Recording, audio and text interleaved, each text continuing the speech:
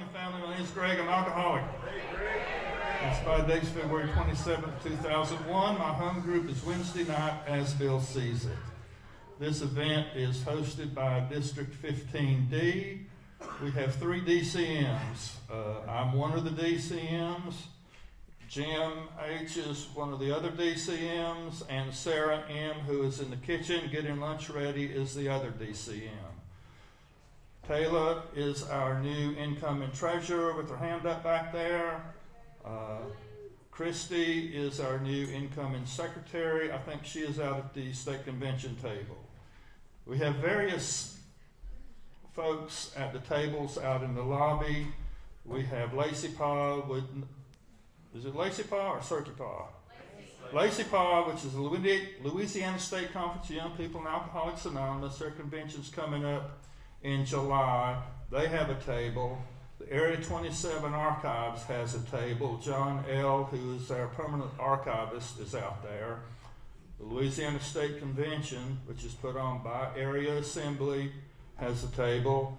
And the Cask Grapevine Committee has a table out there, and they are selling raffle tickets. I'm going to have a raffle for some grapevine literature immediately after lunch. What we're going to do is John's going to do the PowerPoint presentation. We're going to break for lunch. Then we will have the long timers panel, and then basically an open mic for anybody that wants to get up and give like a 2-minute history or overview of their group, how their group formed, why their group formed, or what they're up to now. A couple of other announcements. If you've never been to this facility, the restrooms are out this door down the hall. Women's on the left, men's the next door on the left.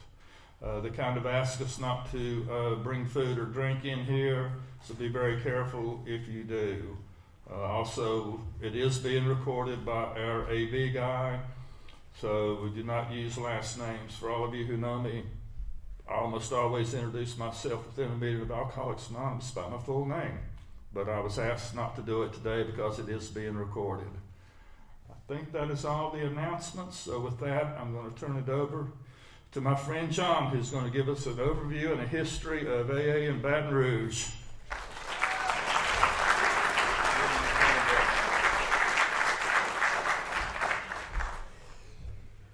Well, hello. Good morning.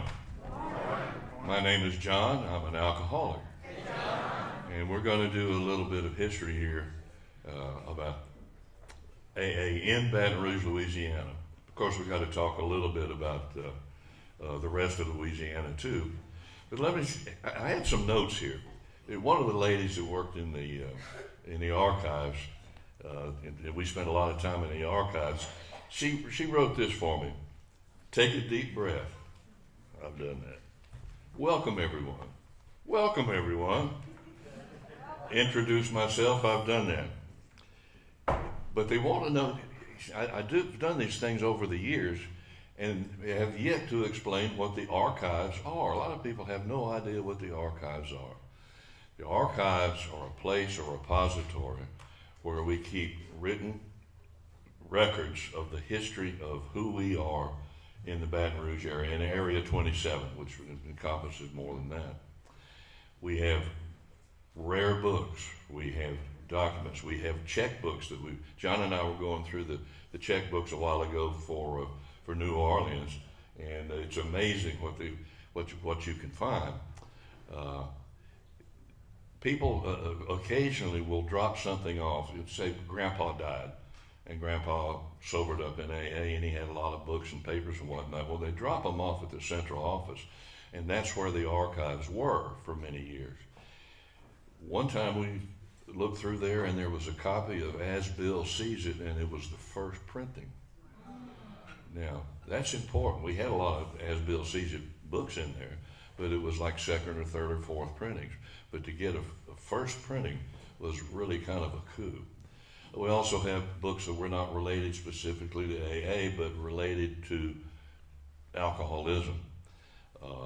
Those archives have moved. John, I would like to come over there. I don't know where they are, but if you have questions about your group, where did your group come from, he has a collection of papers in there where when your group was actually sent to New York, it has your name and when it was. And there's always a fight about, well, who's got the oldest meetings in Baton Rouge? Well, I talked to the guy who started the Unmanageables group. We have a history date of 1/26/82. And his story of how the Unmanageables got started belongs in the archives because it's one of those accidental things. Well, we'd like to get started now and make sure my little pointer hickey works. All right, have we already, okay, Matt. Chronology of Louisiana timeline.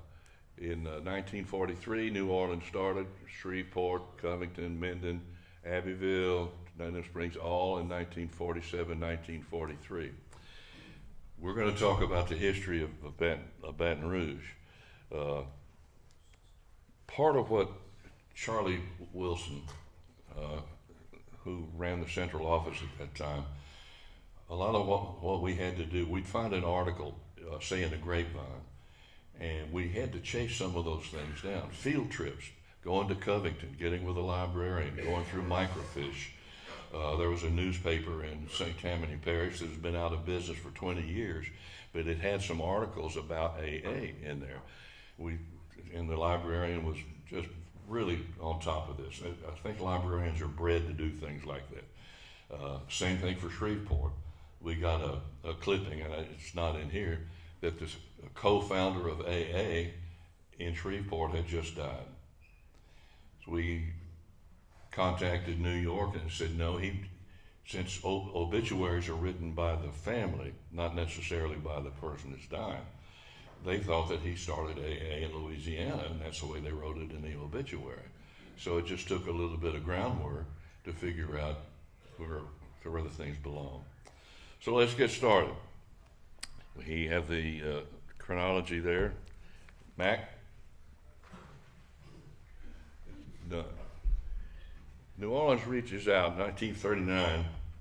We have a letter from Massachusetts Mutual where a fellow who was looking for an AA meeting. There was, he would like to become sober, and he didn't know where to go for it. So he wanted to know where is this? Well, we found out, slide, Mac, the nearest AA at that time was in Birmingham, Alabama. That's a long ways away from Baton Rouge. So this is in a growth period. That's that date in 1942. AA really wasn't big, and we do have a letter talking about New Orleans being a tough nut to crack. Can you imagine that? New Orleans being a tough nut to crack with AA. Yeah, it's Mardi Gras time. Who's going to get sober at Mardi Gras time? They haven't made any progress in the New Orleans area. But, Mac, in February 1943, the first meeting was in New Orleans. 1944, Bill and Lois visit the New Orleans group. 1945, meetings 3 times a week with 45 members. 1947, meetings 6 times a week. 1948, 400. Let's get into Baton Rouge. Pat O'Brien lived in Shreveport, Louisiana. In 1941, he read the Saturday Evening Post article by Jack Alexander, and he sent for a big book, and he used that big book to sober up, and he lived in Shreveport at that time. He moved to Baton Rouge because his sales job took him to Baton Rouge, and he got a call from a man that worked for Jimmy Davis, the governor at that time, that the man just couldn't stay sober. So he arranged a meeting with Pat O'Brien. People knew about Pat, and they met at the desk, Jimmy Davis's desk, and they put this ad in the State Times Morning Advocate that a meeting was set at 630 Laurel Street, Pat's apartment, for December the 10th, 1944. Now, he'd been sober before he started the initial meeting, but he attended meetings in New Orleans and in Little Rock. 1947, a note in the GSO archives mentioned a clubhouse on 11th Street. Don't know. We have no idea about that. Slide. This is to Pat O'Brien from the Louisiana Area Archives. And New York concedes that Pat's meeting on December the 10th, 1944, was the very first meeting here in Baton Rouge. Mac, these are the people, this is in Pat O'Brien's handwriting. These are the people that attended that first meeting. There's Pat. 4:00 p.m. Telephone rang with jokers. People would see the ad and they would just call from being a nuisance. But it's rung over 10,000 times at the time that this was written. Now, we did a little research on this. We know who these guys were. We know where they lived. We know what they did for a living.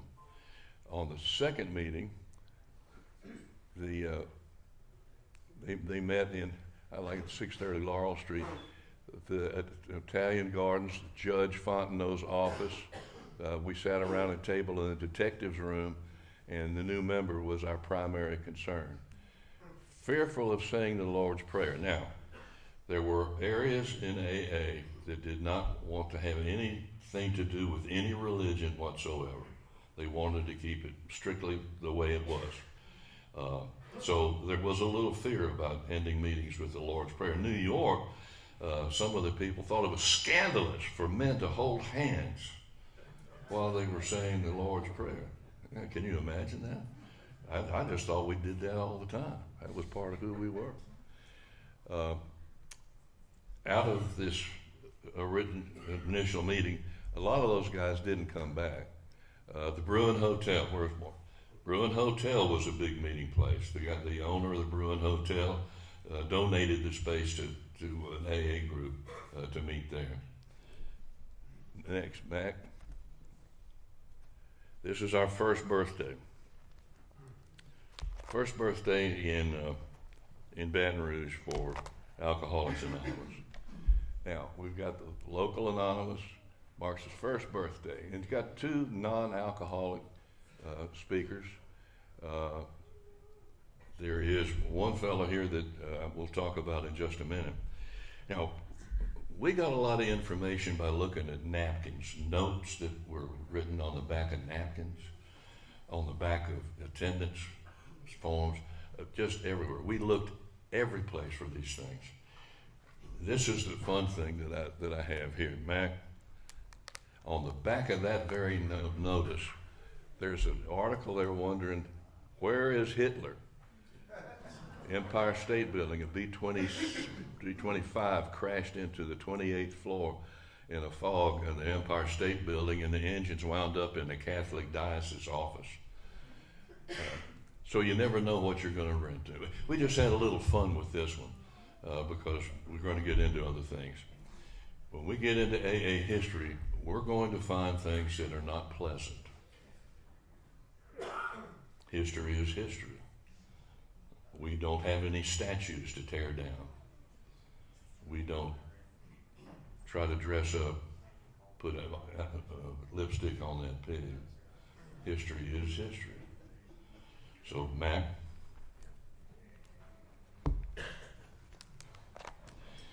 These are the bylaws of the Baton Rouge chapter of Alcoholics Anonymous. Segregation in AA. This says this will be the Baton Rouge chapter of Alcoholics Anonymous. The object of this organization shall be to render aid to all men and women who are addicted to alcohol. Membership shall be composed of alcoholics only. It shall include both men and women of all religious creeds. All who meet the requirements below are eligible. But no one will be refused the help of this group except Negroes and atheists. That's kind of hard to hear. In today's world, that is hard to hear. Those were the times. I have looked for this. I've looked in the state archives. I've looked in the to our archives. I've looked in several different places to find if this was ever really part of a group. And there's no record at the clerk of court's office. To admit that he or she is an alcoholic, this is obviously before the traditions. The third tradition states that what? The only requirement for membership is the desire to stop drinking. Next. This is a letter dated in 1953 by Robert Guy. He was the secretary of Baton Rouge AA. What they're doing, and I'm not going to be long-winded about this, in some groups you could not be admitted to a group until you had been through a hospital to detox. That was the rule. But Baton Rouge General would not take these people. So this is a letter, and I'm not going to read the whole thing, but they're not going to misbehave. Their wives may be with them. They will have somebody from Alcoholics Anonymous to be with them at all times to monitor their progress. And to me, that is that's sponsorship. When you're willing to, and we have the bill in the archives of Bill Wilson guaranteeing the hospital payment of a guy that they put in the hospital. They sponsored people. They paid to the hospital bills for this guy to get detoxed and sponsor him in the group. That's 1953. Patricia, you will like this.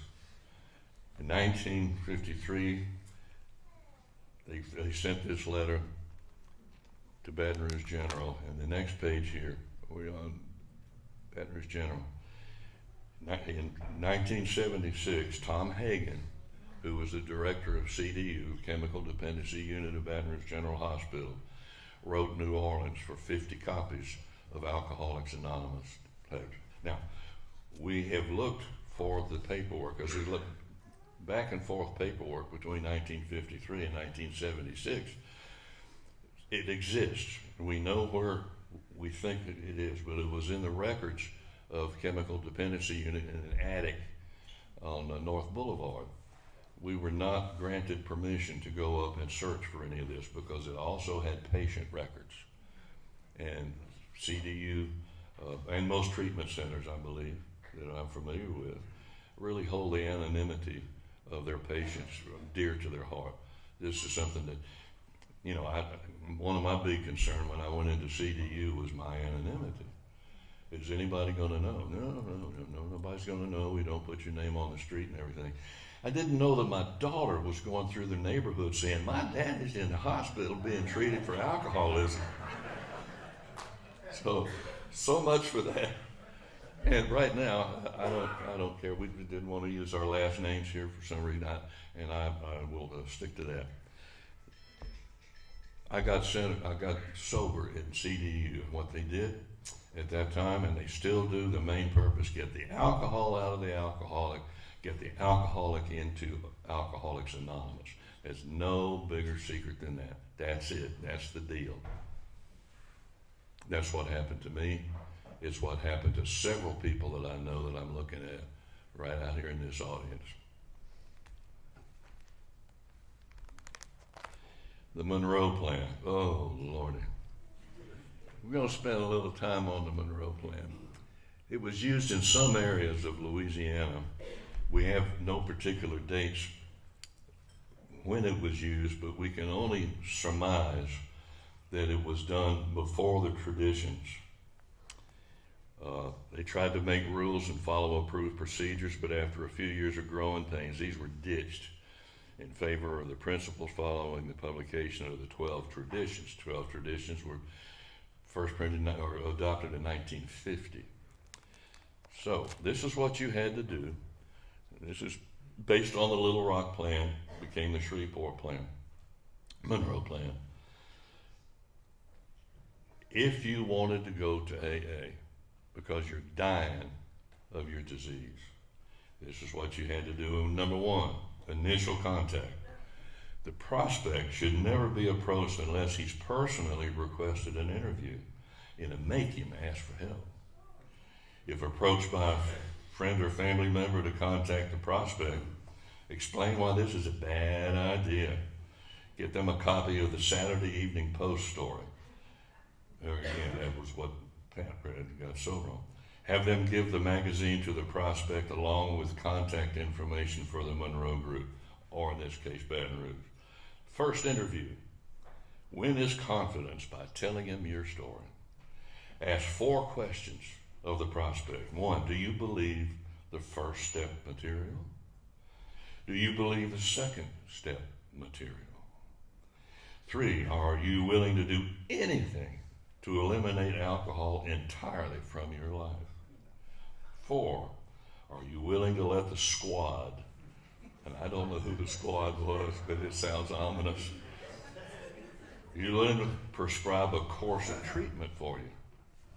If the prospect can answer these questions in the affirmative, he must buy a copy of the big book himself and read it within 3 days. All right. After the squad reports the progress of the prospect to the committee and gets approval to work with the prospect, he is ready for assignments. Well, my sponsor gave me assignments. One of them was don't drink.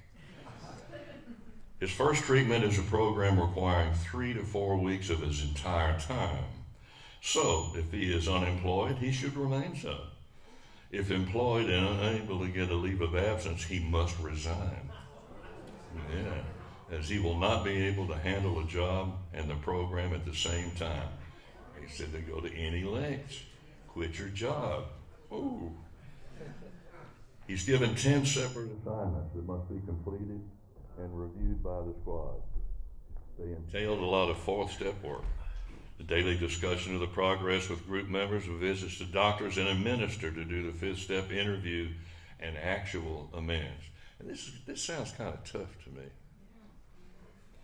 Daily lectures on the big book chapters given by a group member during the 2nd week of assignments. The squad presents their recommendations to the committee for approval. The committee votes on the prospect, and if a positive vote on the admittance results, the prospect is a junior member until he has attended 12 consecutive meetings of the group. Then he is a member. How many of y'all would survive that? Well, no, not me. No way. I just try to find another way. That was adopted here in Baton Rouge. It's way back in antiquity, way before the traditions were written. But that's what we had to do. He is a member. Well, what does the 3rd tradition say? Can't hear you. Oh, the microphone got turned down just a little bit. Mac, we silver anniversary? Okay. A prison, Angola, the sober group in Angola was the first registered group of Alcoholics Anonymous in Louisiana. It was a sober group. It was restricted to white people only. Another group came along for the black folks could join. But this was, the interesting thing about this particular thing is that Warren Clifton Duffy was a retired warden of San Quentin Prison in California. He was the first warden that prohibited corporal punishment, ice bath immersions, fire hose clearing, and other onerous things on alcoholics, and started the first AA program of prisons in the United States. And he was a speaker at Angola, spreading the information that he had to do. Had a lot of success with the drunks. Instead of blasting them with fire hoses and putting them in ice water, gave them a 12-step program. And they didn't have to go through the Monroe Plan. Back.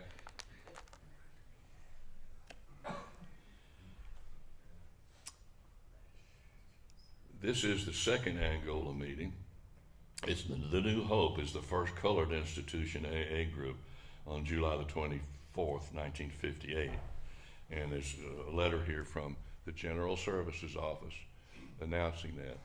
So there's still, to my knowledge, and I haven't been to Angola for a meeting, but we still have two groups up there that they themselves segregate. Slide. First Louisiana State Convention at the Belmont Motor Hotel and Restaurant. They have one of their things that they about what the Belmont said, it was air conditioned.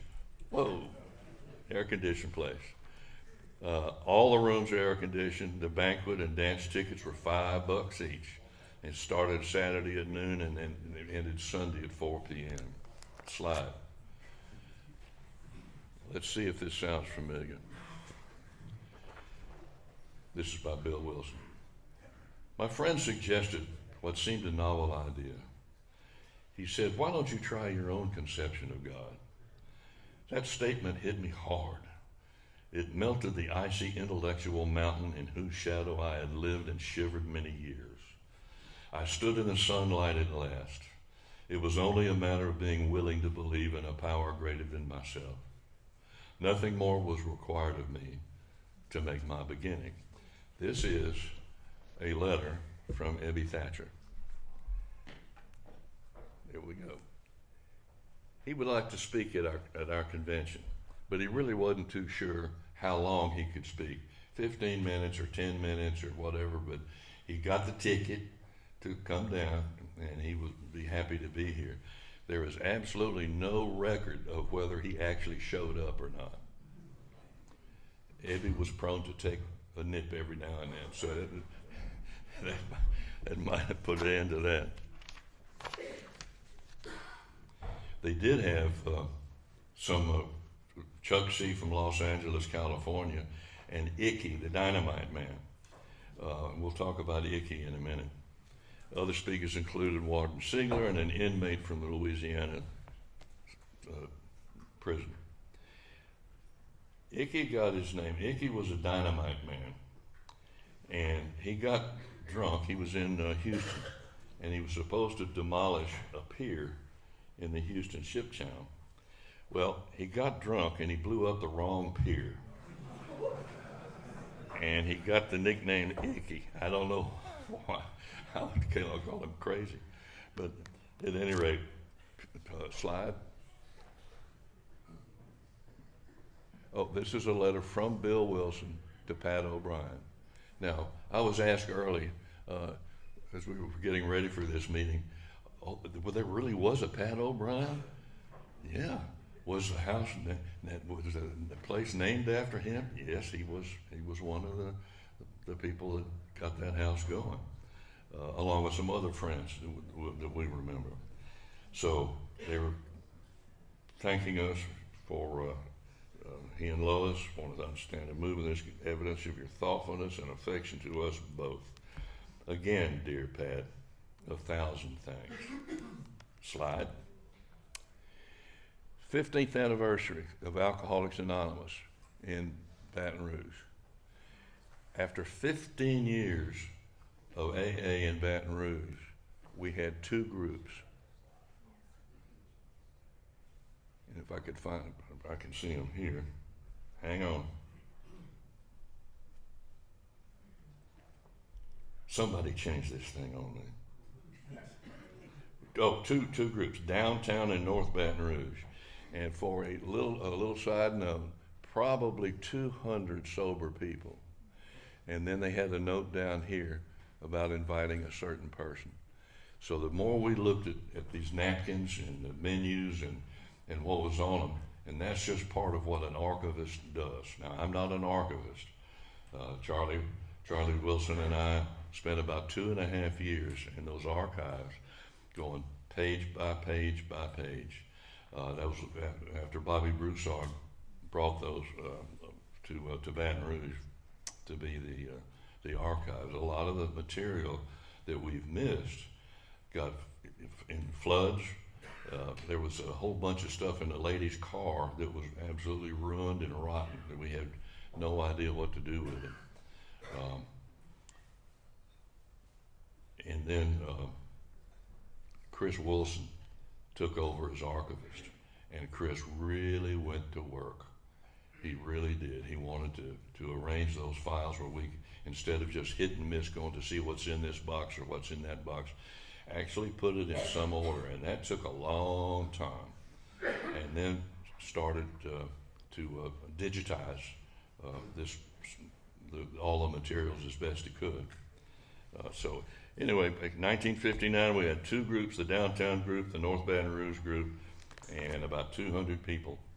Slide. Okay. This is something I decided, we didn't know if we wanted to publish this or not as part of this archives. But he made somebody mad. He went to New Orleans. And let's get right down to business, Pat. You caused a great deal of hard feelings among the Protestants in AA. In the city of New Orleans, the trip you made here Wednesday night was nothing more or less than another Catholic propaganda deal to push the retreat idea over to the Protestant. We resent this to the nth degree. We elected you for the second time against our better judgment as our state representative. But instead you are representing the Catholic Church, which is against all traditions and ideals that, have you got the idea that this guy's pissed? We don't know. We've tried every way in the world to find out what's been blocked. We don't know. But anyway, priests have invaded AA, and they are not alcoholics at all. The only reason they're in is to proselytize within the groups. You sneaked away so fast the other night that we had no opportunity to talk to you. We know you were here to promote the Baton Rouge anniversary meeting. Why do you have to have a priest on the program? Has he been one of your members that helped a group grow in Baton Rouge for the past 15 years? The situation is bad enough in New Orleans as it is. You are well aware of that. With all of this additional discomfort, I called our central office the next day and called the telephone was busy. I finally got Kay on the phone, and she told me whatever Kay told her. This guy is really, and we have no idea what followed up on this. We don't know if Pat wrote back. We have no idea if he just trashed it, but it showed up in our archives. In the blacked out section, we think we see Dr. Bob would turn over in his grave if he was aware of your activities. I know Bill W. would resent this. We are all well aware that Catholic priests have invaded AA that are not alcoholics at all. Somebody figured out a way to get through the black. All right, these are some of the early meeting places. The photos appeared in a 1974 newspaper article, the downtown meetings at 525 North Boulevard. The building was abandoned long before the picture was taken. The North Baton Rouge meetings at 3191 Scenic Highway. The building still exists, but it's behind the fence of the refinery that purchased that property. And the door sign is in the archives repository. I saw it on the table back there in the display. And the Bruin Hotel. Now, a lot of us smile about the Bruin Hotel. It was right across from the refinery. And dignitaries, and we call them dignitaries from other businesses, would stay at the Bruin Hotel. That was hotshot stuff. Other stuff went on at the Bruin Hotel we shall not discuss here because it's not AA. Slide back. We developed resources. This is not dated, it's probably from the early 1960s. 6 resources are listed for the alcoholic. Bradac Detox was not open yet. The Baton Rouge Council on Alcoholism, started by Pat O. 7 AA groups, still meeting, Capitol Avenue group, Fellowship group, and East Baton Rouge group. That's the men's group. 6 in Baton Rouge, 1 in St. Francisville, and 1 Al-Anon group. Slide. This is a 1964 meeting schedule. Now, when I sobered up and I joined the Cortana group, I had a meeting guide. They were not counting Club 12. There were 18 registered meetings in Baton Rouge when I sobered up. We have, I guess, close to 400 registered AA meetings in our meeting guide today. And there are a lot of meetings that aren't registered. They're in people's homes, meetings in hospitals, meetings elsewhere, and I'm familiar with a couple of those. The Capitol Avenue group, St. Francis Xavier, Downtown group, East Baton Rouge group, Fellowship group, which is not registered until 1977, the Ladies group, which doesn't meet anymore, Mid-City group, North Baton Rouge group, St. Francisville group, Zachary group. Helpful, on the backside, helpful information for alcoholics slide. Now, Pat O sketched this out, and JR made this little map of where did the groups come from. The downtown groups, Hammond, North Baton Rouge group, Capitol Avenue, Sober Debs, Big Brothers, East Baton Rouge, Mid-City, St. Francisville, Vidalia. That's how AA at that time grew in this area. That's the 25th anniversary. Slide.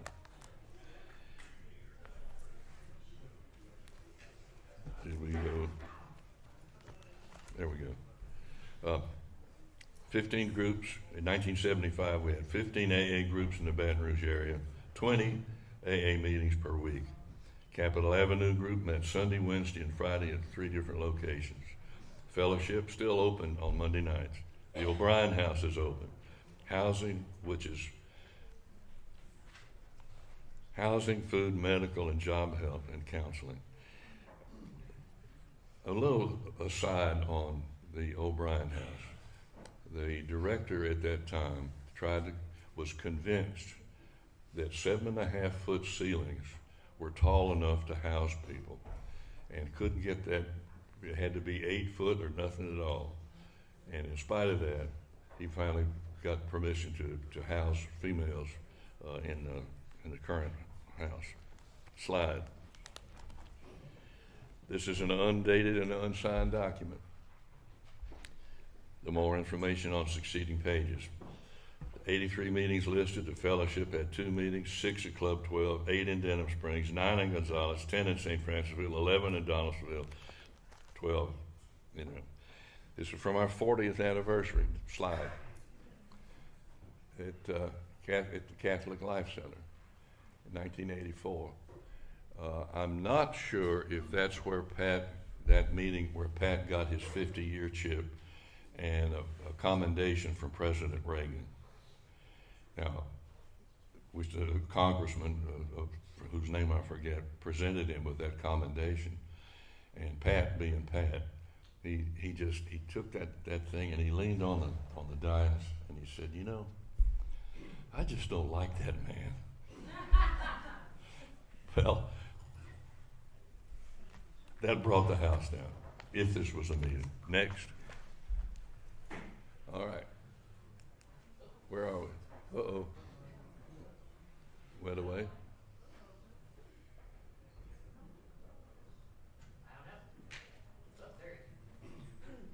All right, next. There we go. John Kemp. Get a bigger hammer.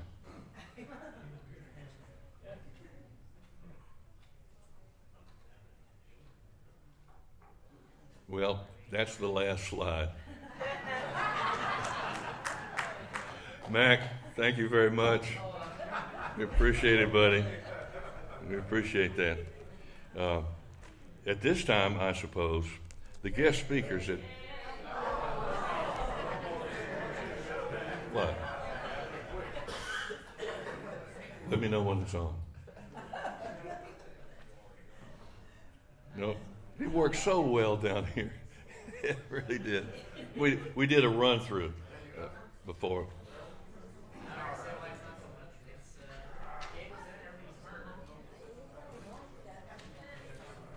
We stand up here and watch that thing blink. It's about time to shut this down. And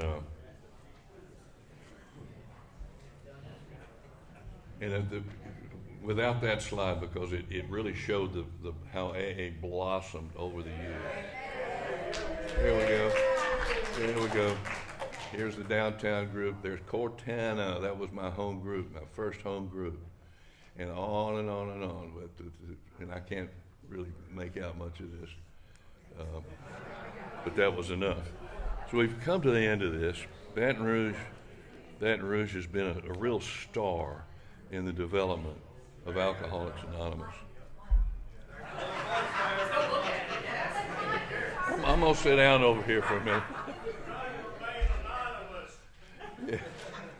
Some of the meetings don't exist anymore, but some do. John Camp put this together, Pat O'Brien, Harry Barton, many others were speakers at that, because that was a long time for any AA to happen in there. So I will close with this. It's been my honor and a real privilege to be able to bring this to you. And I hope that we continue to grow and prosper the way we have over the years. I go to several meetings that I really love, and I love the people that are in them. I love the association that I've developed through Alcoholics Anonymous. We even have, I'm giving a guy, the first fellow I sponsored, I'm giving his 45-year chip to in a couple of months. He was at our house so much that people thought he was our son. But he became a counselor in the addiction business and did right well with it, but wrestled after about 20 years. He'd had enough. Now, at this time, I can take a couple of questions. I probably don't know the answer, but is there anybody that has a question? Raise their hand and ask me. You started to mention about John Camp. I know he's a whatever owner or founder of Yeah. O'Brien House, and then slides with Yeah. Yeah, this wasn't particularly about the O'Brien House, but it was mentioned, and his name was there on one of the slides. John Camp. Also, a couple of politicians were involved in that. A politician was involved in getting CDU on the ground. He was the one, if you're old enough, you remember the drunken congressman in Washington, D.C. that was splashing around in a fountain with a prostitute. That's him. He came to Baton Rouge to help open CDU on North Boulevard, 4040 North Boulevard. He was quite a guy. He sobered up. One of our visitors was a bishop in the Catholic Church, and he spoke at a thing that we had. He said, "Now I'm a bishop," and he says, "I used to be just a priest, but now I am somebody." I've been sober all that time. Any more questions? Yes, sir. What is the oldest still operating AA group? I was told that it was the capital area in 1961. It very well may be, and that's a visit. He's got the book back and back. John has it. When the meetings were registered, I have a very short list here of like the Unmanageables and the Lanier Group and East Baton Rouge Men's Group, which is probably one of the very first. But the Triangle Group goes back to 1989. It's not a matter of when, for the records keeping, it's not a matter of when you actually started the meeting. It's when you actually registered it with New York. And that's the only way that they can say whether this meeting has been there longer. So there's a fight that I don't want to get into right now about that. You can take that fight back there to John in the archive. He has the book. All the meetings that have been registered are in a loose leaf binder. But still operating. And still operating. That's something. We started Lanier. It lasted 24, 25 years on a resentment and a coffee pot. And it doesn't exist anymore. It was a great meeting. People that attended that meeting that for a long period of time, they loved that, but it was in a dangerous part of town. It became, in the wintertime, it was dark. Yes, ma'am.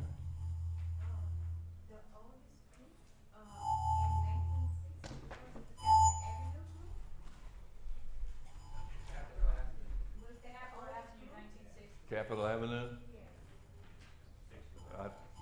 no question for the archive.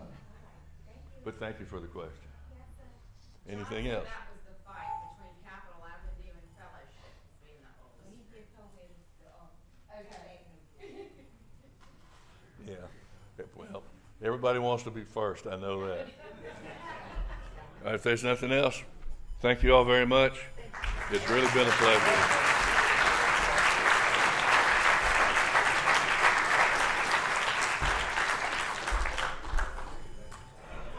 Thank you so much, John. The last slide said visit the Louisiana Archives Repository. It is now located over on Goodwood Boulevard, and our area archivist, John L., will be more than happy to schedule an appointment for you to go look in the archives. I was pointed out that I misspoke earlier. The other DCM for our district is Jenny M. The person that I mentioned, Sarah, just rotated out as DCM, and she is the chair of our Louisiana State Convention this year. The favorite piece of literature in the archives of mine is what I refer to as the Katrina book. Post-Katrina, there was one meeting going on in New Orleans Parish. That was at the Sheraton on Canal Boulevard.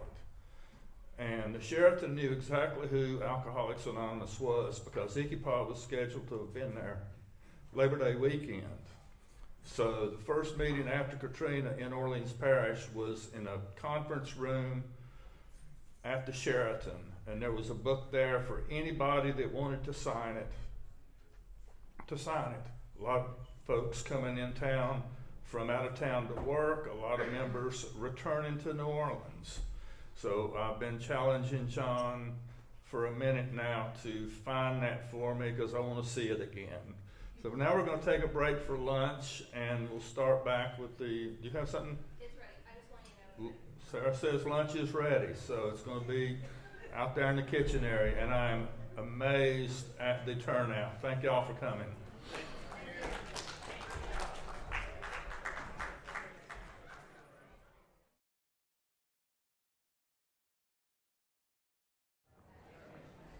All right, ready to get started back? My name's Greg, I'm an alcoholic. I want to thank the committee for putting this on. I want to thank the volunteers that just showed up to help serve lunch. Let's give them a hand.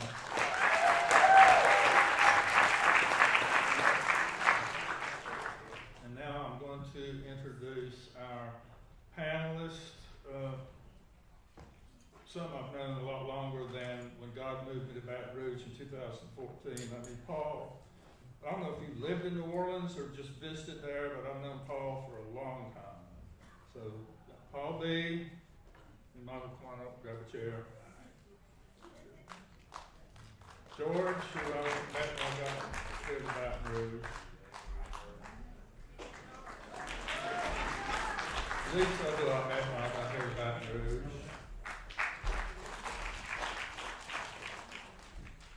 And Jennifer, whom I also met and got here to Baton Rouge.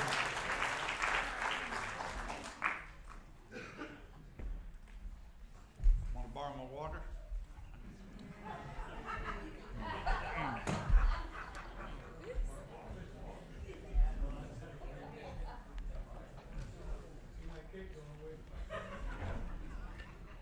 I think they'll each talk about 10 to 15 minutes about what it was like when they got sober. I think all of them got sober in Baton Rouge, and how things have changed over the years and how things have stayed the same. They can go in whatever order they want. Okay. So a little microphone etiquette, hold the microphone up to your mouth when you speak. Who wants to go first? It's like the Phil Donahue show, huh? Speaking you. Because I spoke. That's what I get for talking. My name's Paul, alcoholic. Hey, Paul. Good to see y'all. Familiar faces, some not so familiar, but good to see all of you. I was going to say, this is like, as Paul recalls, I did get sober on January 21st, 1978, and went through that CDU facility. They had a great facility back then where a lot of people got sober. And I think it helped a lot with starting a lot of groups in Baton Rouge. and everywhere else. A lot of people came from, all over the country actually to this facility, but a lot of people from Baton Rouge, because it was here, came to that facility.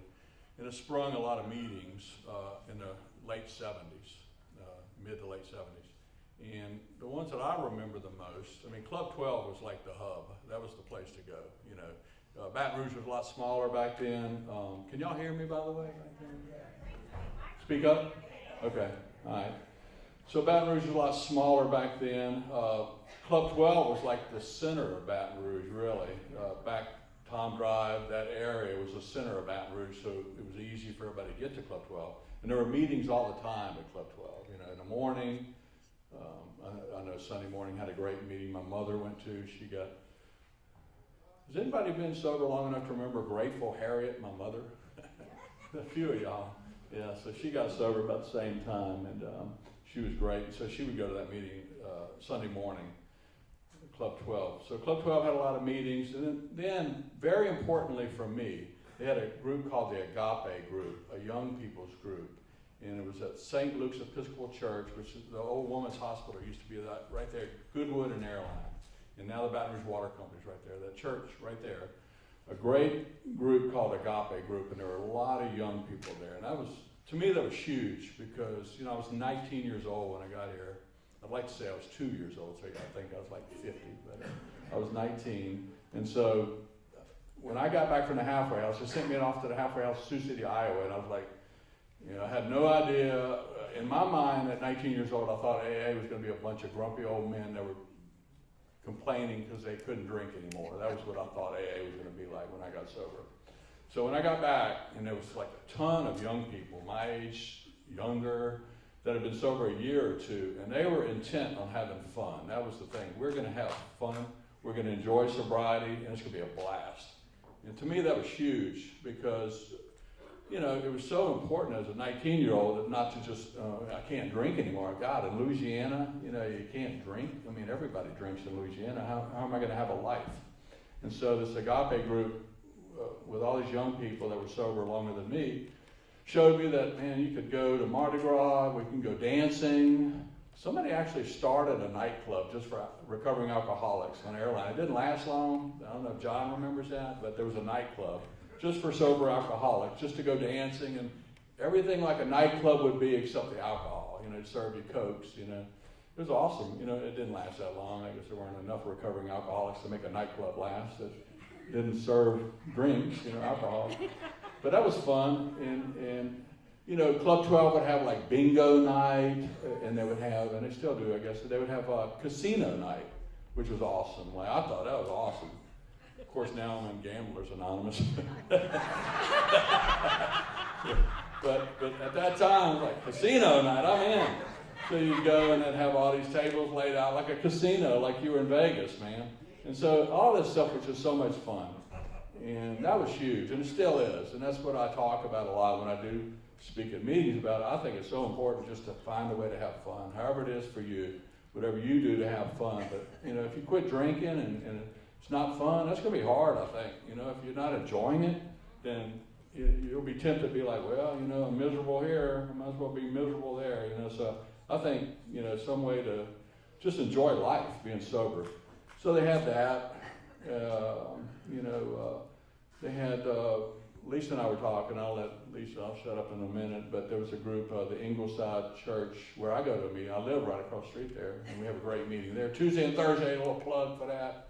6 o'clock, Tuesday and Thursday, Ingleside meeting. Great meeting. But there was a meeting, there was a group. Designed for living. Yeah, designed for living. Andy's. And Andy goes there. Raise your hand, Andy. Todd goes, a lot of people here, Ray. So there was a meeting there, and it was awesome because you would go there and there would be like 10 different tables laid out when you walked in. It would be like one table is for beginners meeting, one table is for the third step meeting, one is for whatever, I don't even know, but you would decide which meeting you wanted. One would be like wild card, whatever, topic they wanted to discuss. So you'd be like, well, I think I'll just go to a newcomers meeting tonight, and you'd go to that one. And you couldn't, the noise wouldn't overlap, so you could have a meeting there and not hear the other group. So it really worked, that was awesome. So those are my earliest memories. They had legendary, iconic people like Seal that was sober. Man, if you went to Club 12, he'd tell you, you know, how you better act. And Seal and Jumpsuit Jimmy and Fletch and of course Pat O'Brien was there occasionally. He was getting older, so he wasn't as around that much. But every once in a while it'd be a big deal if they got Pat O'Brien to come tell a story at Club 12. I remember that. He would. By the way, Pat O'Brien tried to 12-step me 2 years before I got here, which is kind of awesome to think about. I wasn't ready. I was 17. I still needed to go do some more stuff and get miserable. But Pat O tried to 12-step me, so I have great memories of Pat. So, but that's the way I kind of remember it. I mean, who else wants to talk here? There you go.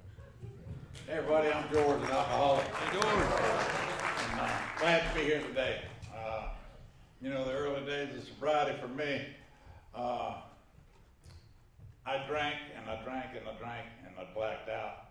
And I was told early on that if I don't remember my last drunk, I got another one in me. And if you would, think about your last drunk that you had before you got here. Because it brings me back, and there's a group over there that they've heard it before, but my last drunk was only 5 days long. And I drove a Winnebago in a boat to Grand Isle. I caught the only fish at Grand Isle, drove back, and barely remember any of it. And how crazy is that? But I had a good time, as they tell me. I don't remember much. But that last night, it was strange. We were off of where we had Washington's birthday off. Who in Baton Rouge has Washington's birthday off? But we did. It was a paid holiday, and I went to the sandwich shop, quote, and I remember my dad coming in there about 3:30, 4 o'clock, and he said, you need to get home. Your wife's fixing to come home, and this and that. And I made a vow right then. I said, I'll leave rather than make a scene because I wanted to keep everything cool. And I made a pact, a thing what I'm going to do. When I get home, he's going to drive down the driveway and go down the road, and I'm going to go the other way. And that's exactly what happened. And I don't remember what time I got home. I don't remember nothing. But I do remember when I woke up the next morning, something happened that night because God intervened in my life. And as my wife at the time, I told her I wanted to go to treatment. And that's where my treatment started, and that's how. And I only drank for 18 years. It doesn't matter how long you drank. If it causes problems, you got problems. My family wouldn't confront me because I had built up a big denial system. I knew how to set all the boundaries where they wouldn't fool with me. And, we tend to do that without even knowing what we're doing. And, prior to that, several years prior to that, the company that I worked for, they gave the EAP program, hadn't kicked off yet, but they gave it around the talk. They had a couple Al-Anons and a couple alcoholics, and the seed was planted. And I remember that. And after I got into treatment, I didn't know if I belonged there or not, but I needed some relief. And you leave out of treatment, and everybody was getting 2 meetings a week, a meeting a week. Comes my turn, he said, yeah, you're going to have 3 a week plus aftercare. I said, shit, it must be a hardcore, And it kept me real busy. And then they told me the fatal thing, you have to have a sponsor in order to leave here. I said, oh, who do we know in the program? And I knew one man, and I hated his guts. And he hated mine. That was the kicker. But I had to pick up that phone and call him and ask him to be my sponsor so I could put his name on a piece of paper. And I'm glad I did because he was well known at the CDU at the time. And he was real involved in aftercare. And, it started on a journey, and I've been sober since February the 17th, 1982. And it's been a trip. I've had the ups, I've had the downs. I've experienced a lot, and that's all we can share when we go to meetings. We share our experience, strength, and hope. And I've got some of that today. And no matter what has happened in my life, I hadn't found it necessary to take a drink. And that's the thing about it. That's what I like about Alcoholics Anonymous. And I'm not afraid to sit up here. There was one man out there. He was afraid to show emotion in a meeting, but I'm not afraid to do that because that's the gratitude that I have. And, you know, it's just a way to live. And my life today with my wife, you know, how did I meet my wife? How do you meet your spouse in Alcoholics Anonymous? I've got a trip, and she doesn't have the microphone after I do, so guess what? You're going to hear my story. There was a convention in Natchez, Mississippi, and things were going along, this and that, the dance, nobody was dancing, and her and a girlfriend said, well, we're going to go to the casino. You want to go? And I looked at a friend of mine that was around. I said, yeah, we'll go down there. She'd say, you're going in your own car. I said, okay. Not a problem in the world. And we get down there, and I kind of was looking after this other gal, and in the process, I was bowling around through the casino, and Patricia was sitting there, and she was playing that one-armed bandit, and she putting that money in, pulling the lever, putting the money in, pulling the lever, and you know, she's winning a little bit. And I had to ask her, I said, how do you make her do that? She said, you put a little money in and it puts out. I was sold at that night.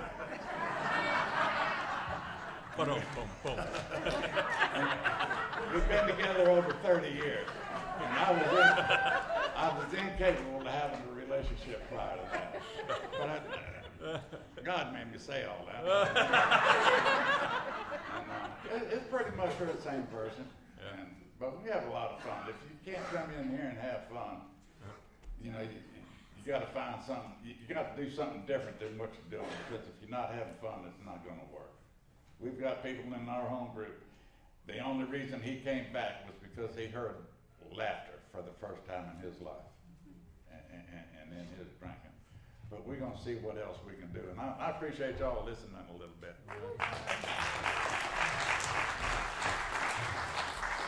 Rebuttal? She wasn't looking good. Good. I'm Lisa, and I'm an alcoholic.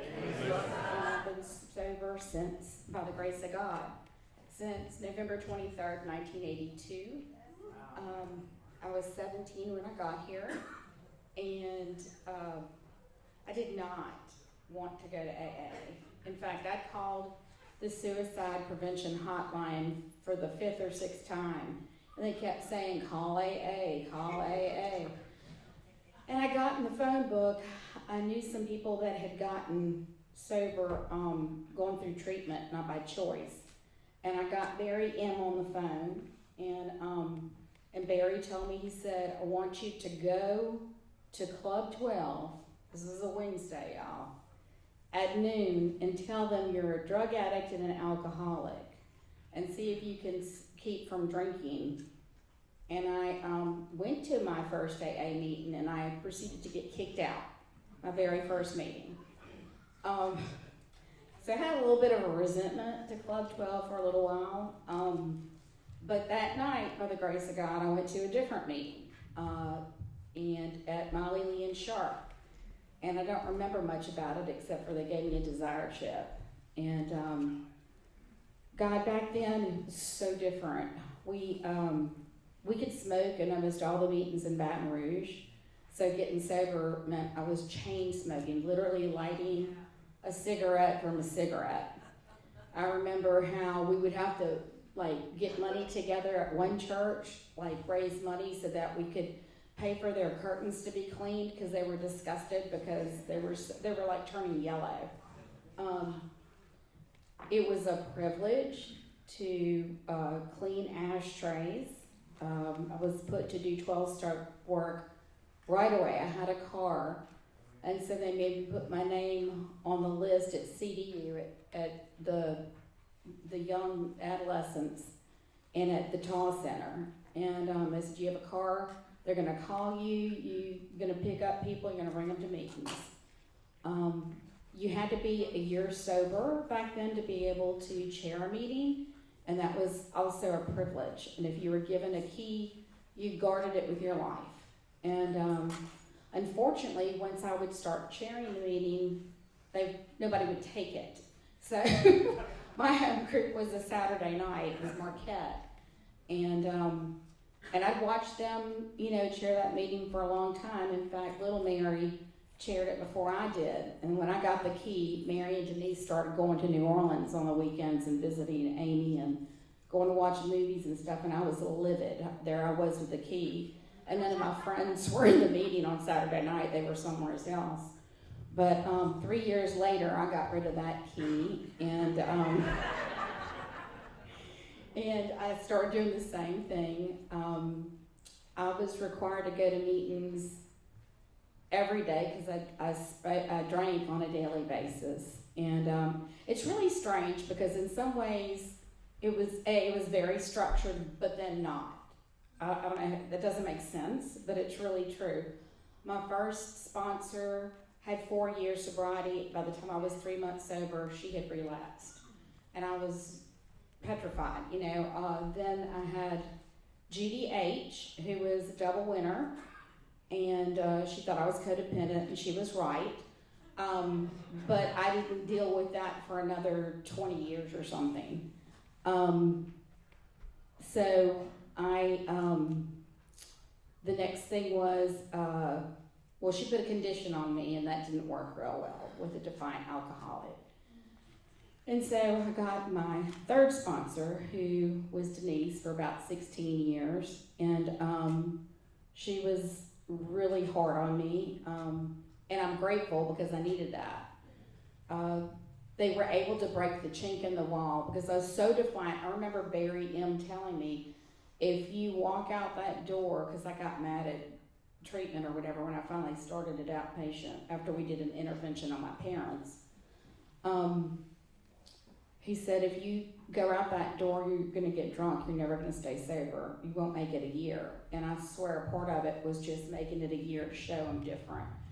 But I did go to meetings every day. I was supposed to wake up, ask a higher power who I was very furious at, to help me stay sober, not intentionally hurt anyone, to be willing to get to a meeting and to call someone. And I had to read my readings, and I still pray the same upon awakening, in the mornings on awakening, even though it's been a long time. Been thinking about Dodie and Dick a lot. I ended up being real blessed with having Dodie be my spiritual director in the interim, and then my dear friend Jennifer became my sponsor, and she helped me for about 20 years, and then I had some different experience, and I got people with that experience to help me, and I've been very blessed because I moved a lot, so I saw AA from all these different places, which I needed to because early AA was very, I don't know, I guess, it was very rigid, but I think it was fear-driven, just like the thing with saying you're a drug addict and alcoholic. I understand now. They were very afraid of losing their singleness of purpose. The old-timers were very afraid that AA would fall apart and not succeed if that happened. And so they guarded it very, it was very important to them. I was required to go to a big book study and a big book study every week. And I'm so grateful because I did have the Delta Haven, and it was fun. It was a nice little hangout place over there by Webb Park, and they had raised money to get it for us, and we were really lucky because we had a pool table in there and some vending machines, and we could hang out and just be there together. But I was required by my sponsor to go to a real meeting, which was an old-timers meeting, and then to go to a big book study and a 12-step study. And that's how I learned about the steps. I was also required to read. Like, I couldn't sleep at night. I thought this was disastrous. And they said, you're never gonna die from not sleeping, from lack of sleep. And so I'd read a paragraph like 3 times over and over again and look up words like serenity to see what they meant. And some of the other things, they impressed, they would say crazy stuff like, if you don't drink, you can't get drunk. Always keep God in AA first. There can never be any reservation or any lurking nation. Even if your ass falls off, go to a meeting, period. And that has saved my bottom. time and time again, because I've lived a life that's second to none, and I've had nightmares and just some really difficult trauma happen over the years too. And the first thing I always remember is to get to as many meetings as possible, back to that 90 meetings in 90 days. And I never would have made it without God, AA, and my dear friends and support. And I'm so grateful to Jennifer. When I got sober at 17, there were like 2 or 3 women that were sober long term, and they had 7 years, and I thought that was tremendous. And I don't know how they did it, because I was constantly feeling like I was in a men's club when I went to meetings in the beginning. And the last thing I'll say is we weren't allowed to talk either. They tell us to take the cotton out of your ears, put it in your mouth till you're 1 year sober. You don't have anything to share because you don't know how to be sober, and we do. And if somebody relapsed, they were even harsher on them. They would tell us, that was one of the reasons I didn't relapse, by the grace of God, because they said that if I came back in, I'd have this problem with thinking that I knew it because I'd read it before, but I hadn't gotten it the first time. So I would beg God to help me stay open-minded, teachable, and willing to go to any lengths to keep coming back. And I attribute all that stuff that drove me crazy, like go to meetings no matter what. I'm so grateful they did that, because it's still ingrained in me. Even when I don't want to go, I'll usually go. And of course, working with others. They took me on 12-step calls. They didn't tell me how to do this stuff. They showed me. They made me answer the hotline, put me in the car, and brought me to places I've never gone to when I was using. Anyhow, here comes the master. So we keep the best for last. Here's Jennifer. Thank you.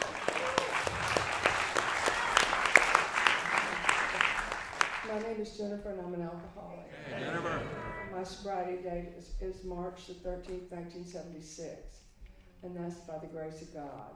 And when I got sober, the first AA meeting, I wanted to share this because when Lisa was talking, when I got sober, I went to I was introduced to Alcoholics Anonymous the year before in 75 in Natchez, Mississippi.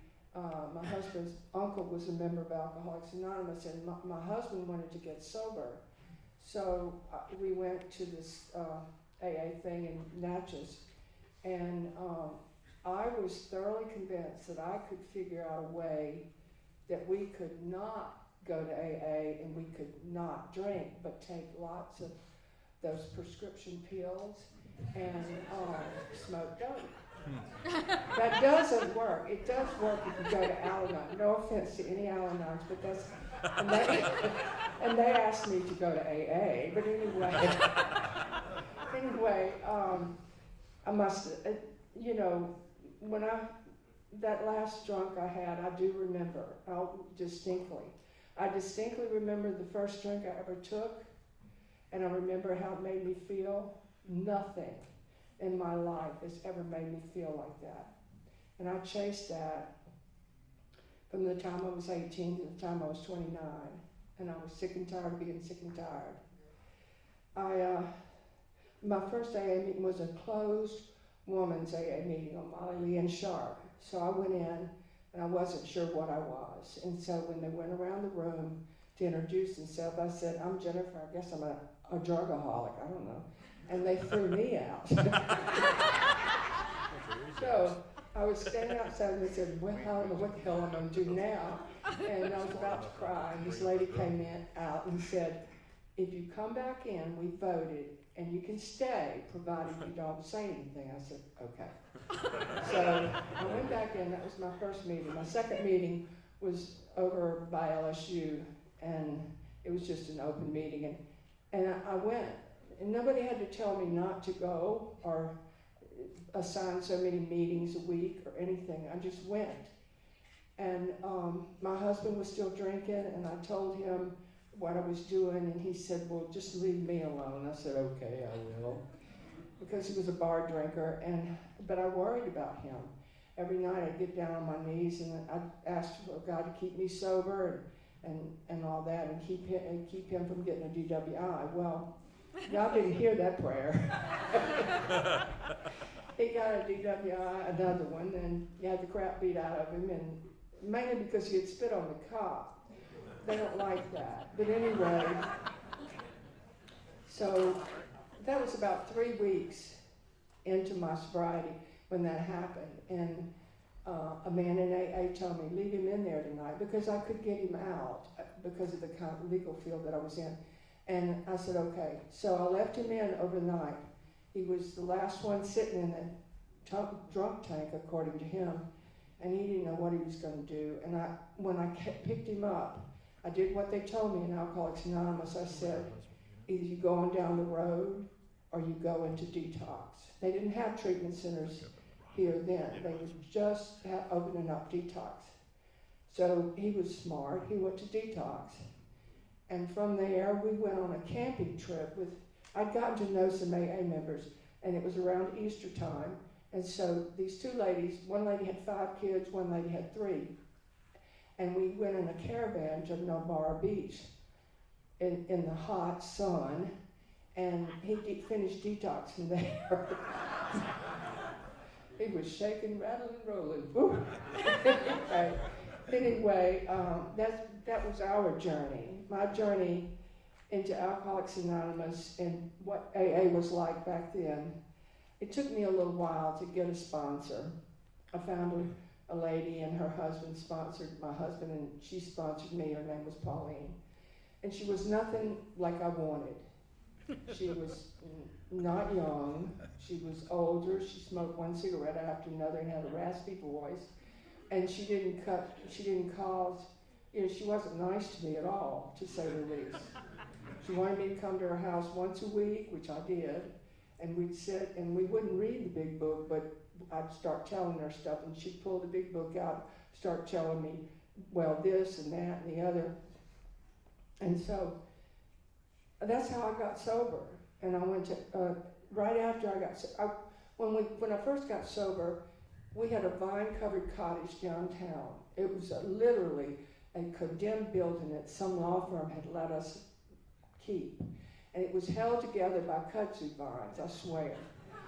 There was holes in the wall. There was a lady, and I can't remember her name, but she'd always bring a pie pan with her. Put the pie pan over the hole so that the mice and rats wouldn't come in, or she was scared of them anyway. But that's a true story. And when Club 12 opened up, where it's located, they wanted to get people from both North and South Baton Rouge. And the people the AA members, some of the old timers, didn't want anything to do with Club 12, and so they stopped coming. I didn't see them anymore. I don't know what happened to them. I imagine they stayed sober. But when Club 12 started opening up about the same time that CDU and I believe the Toss Center opened up. And so it was an influx of a huge amount of people coming from these treatment centers into Alcoholics Anonymous. So AA in Baton Rouge kind of exploded back then. And when I got sober, I was the youngest person and I was 29. Wow. So, and right after me, and I will tell this story about Grateful Harriet because I loved her. She was crazy, but anyway, she picked up this, I don't know if it was a homeless person or if it was just a hitchhiker or what it was, but she picked up somebody who was on the side of the road. And, I thought that was, but she felt like it was God's will for her to do that. I think her son didn't think it was, but that scared me too. But anyway, she was always so helpful in reaching out to people. She was a wonderful AA member. I continued to live. I never have lived anywhere else but Baton Rouge. But in 1979, I went to work in the oil fields. So I traveled all over Louisiana, and I got to go to meetings in other towns. other cities, and personally, because I'm prejudiced, I think AA in Baton Rouge is the greatest. But I'm sure that in Ruston or places like that, they'll tell you that theirs is. I think it's how we got sober. It was the first voice I heard in the bottom of that well that I was in, that it was like nothing can ever take that place.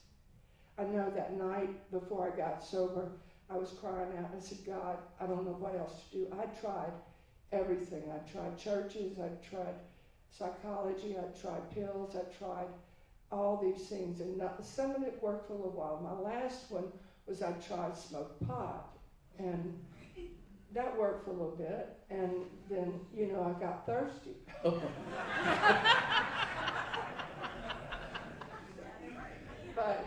And I can relate to George. George was talking about blackout drinking. Oh my God. The places I woke up in the other states in a blackout, I don't know how I got home. I mean, those kind of things that some of us have experienced, some of us have not. But I'm so grateful I don't have to live that way anymore. So, if anybody, what do we do now?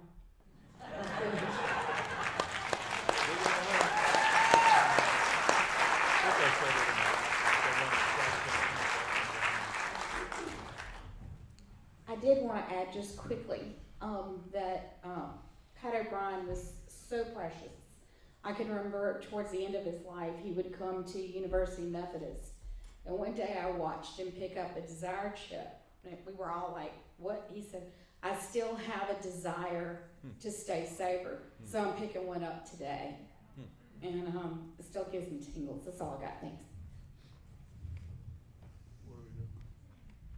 All right, let's give a hand to our panelists one more time. Thank you so much. Now what we're going to do, because this is the 80th anniversary of AA in Baton Rouge, we're going to go eat birthday cake. And then we'll come back and probably just have folks line up to give about a 2-minute overview of their group's history, or whatever you want to talk about in 2 minutes. We'll have a timer on you. All right, ready to get started back? All right, Greg Alcoholic, welcome back. What we're going to do is have everybody give like a 2-minute overview of their group's history or what their group is about. You just line up behind Michael down there. Come up here and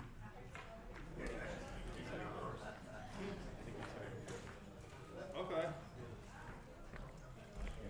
When we ready. I'm going to sit down there by my wife and have the timer on, so about 2 minutes. All right, everybody, I'm George, I'm an alcoholic. And this is for the home group that I have now. With my original home group was Dennis Spring Courthouse group, and Dennis Spring was flooded out back in 2016. So that's how I ended up with a different home group.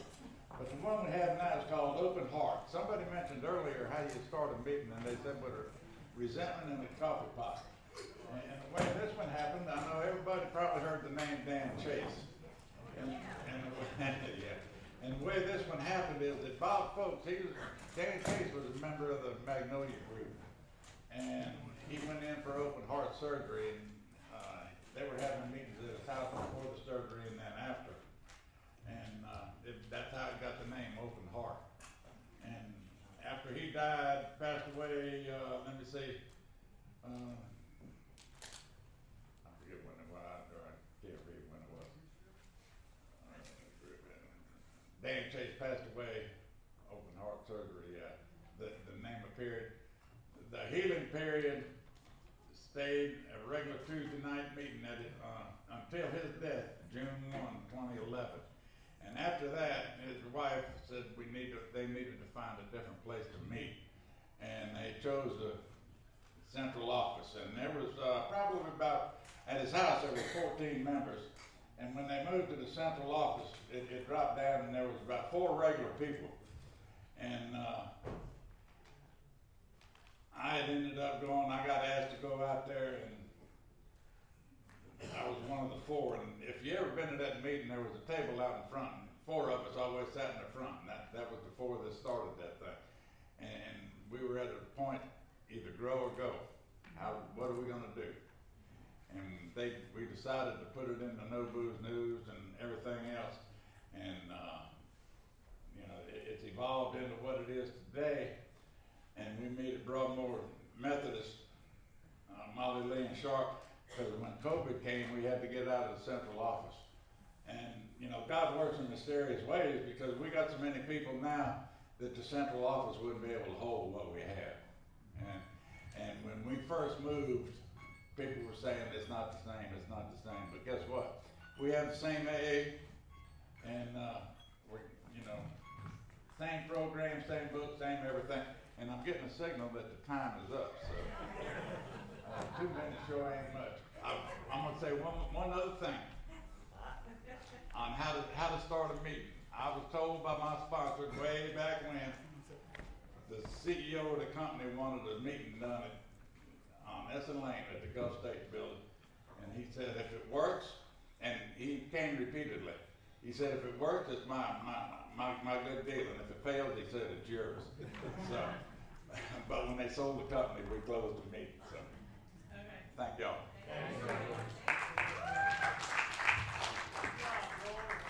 My name's Michael. I am an alcoholic. And I'm the alcoholic GSR for the Freedom of Choice meeting. Stephen G. and I want to acknowledge Peter C., who is the one who drafted a lot of these words, and so he gets a lot of the credit. Stephen G. and Charlie H. started the group in 1987, although there had been a Lambda Center prior to that across from Club 12. The meeting moved to several different locations because there was some resistance to listing it as a gay meeting. The meeting was then listed as Gays Welcome. The group finally found a home for many years on the second floor of what's now known as the Wesleyan Foundation on Chime Street. Meetings were Mondays at 7, Thursdays at 8, Fridays at 9. There wasn't any real structure, and decisions were made if somebody called for a group conscience after the meeting. Shortly after Hurricane Katrina, the Wesley Foundation decided to discontinue meetings on the second floor, and the group moved to the Metropolitan Community Church on Tom Drive, around the corner from Club 12. You actually could see Club 12 from the parking lot at the Metropolitan Community Church. The group then began to have business meetings and started to fill service positions and become more involved with AA beyond the group. The group also decided to have someone present a topic at the Thursday and Saturday meetings instead of just opening it to the group. And while this is more common today in Baton Rouge, it was not at that time. Several years ago, the group also decided to close the meeting with the responsibility statement rather than with the Lord's Prayer, in acknowledgement of the different beliefs that people have. The group recently moved from the Metropolitan Community Church on Tom Drive to the Unitarian Church at Goodwood. Meetings are Mondays, Thursdays, and Saturdays at 7. Monday is a literature meeting. The group recently decided to try listening to the Grapevine podcast and having that as a basis of that discussion. This group is proudly a safe place for members of the LGBTQ+ community and its allies. Meetings and service positions are filled by allies as much as by members of the community. Home group members are active in service positions throughout AA, including the central office, CASC, the district's treatment and corrections, PICPC, Grapevine, the Red Stick Roundup, and area assembly. We contribute regularly to all of those groups. There are currently over 130 people on our email list for the home group. Thanks.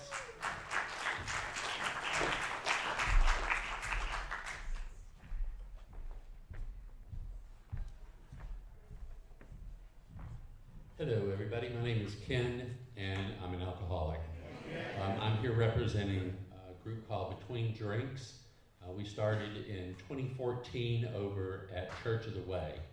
And what we thought made our group a little different at the time was that we were going to do a step each week presented by a speaker.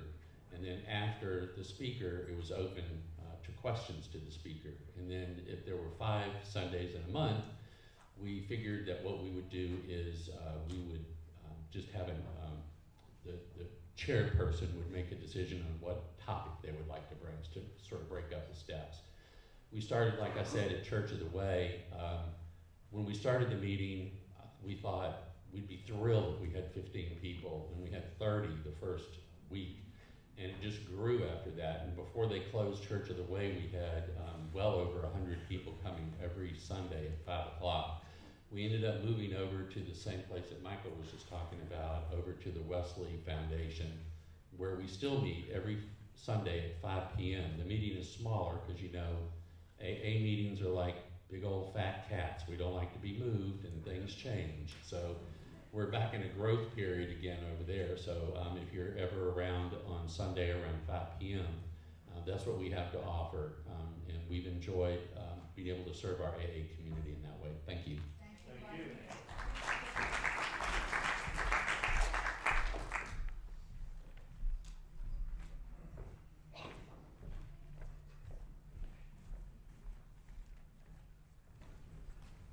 I'm Alice, and I'm an alcoholic. And I am here representing Paradoxes of AA Group. We meet at Francis Asbury Church on Old Hammond Highway. We meet on Tuesdays and Fridays at noon. Tuesday is a closed discussion, and Friday is a step in tradition meeting. So we got our name from a story in the second edition of Alcoholics Anonymous called The Professor and the Paradox, which contains the 4 paradoxes. We surrender to win, we give away to keep, we suffer to get well, and we die to live. Our group was founded in March of 2007 by Marty V. and Lori T. They wanted a new meeting and a closed meeting, and the first meeting was held in March of that year at St. Patrick's Church. So in 2014, we added a Friday meeting, which was an open step and tradition meeting. And our first Friday meeting was in March of 2014. So I thought I was giving like a 5 or 10 minute talk on my home group. That was my info, so I got to cut it down. But I feel like our group really thrived during the pandemic. When St. Patrick's Church closed that very next Tuesday, we had our first Zoom meeting. And when things started to get a little bit better, we started having our Friday meeting at Forest Park outside. And we did that for almost a year. But we grew from 10 or 12 home group members to now we have 46 members. And when St. Pat's opened again, we took a vote and we decided to stay at Francis Asbury because they had a lot more room.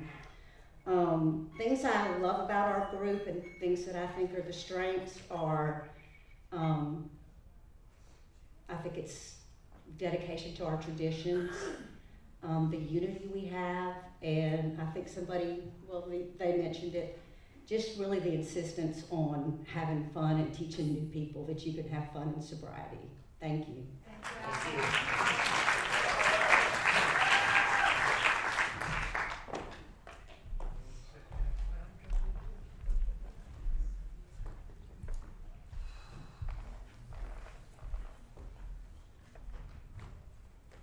Hey everybody, my name is Terry, I'm alcoholic. If I had 10,000 tongues, I could never thank God know what He done. I'm here representing Safe Haven. It's a group that's here at O'Brien House. I just want to thank Ms. Catherine, Mr. Todd, and Emily for allowing us to hold our meeting at their facility. That really means a lot. It's held basically every day from 9 to 10. Our meeting was basically started by a lady named Tracy F. She had 7 years, I had about 6 months. She called me and asked me would I help her start a meeting. And we came up with the name A Better Way, but just like Twitter used to be what Facebook used to be X, whatever the case may be, our group name now is Safe Haven. And the name changed because like a lot of newcomers, they just got together one day and said they wanted to change the name of the meeting. And you know, we was all right with it, but our group started off like real rocky. There was a lot of chaos, confusion. Miss Catherine put us out. So she said, y'all can't have meetings at our facility no more, but you can have meetings in the parking lot. So we stayed in the parking lot in the rain, the cold, the heat for a couple of months probably, and one day she walked outside. She said, I'm gonna give y'all another chance. So like we've been inside ever since. We were in the front in a small building called the White House, and they tore it down, and O'Brien House started to grow, and we moved to the O'Reilly Center. And now we're in the cafeteria. I just want to thank you, once again for allowing us to host our meeting at your facility. And basically, it's Greg, Hughes, Bob, and Casa does all the heavy lifting in our group. It's a group like basically designed for the newcomers and the clients. That's all I got.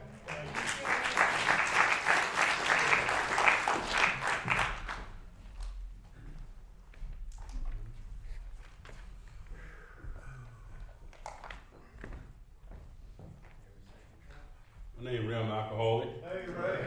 And the home group I'm here to represent is a 24-hour group.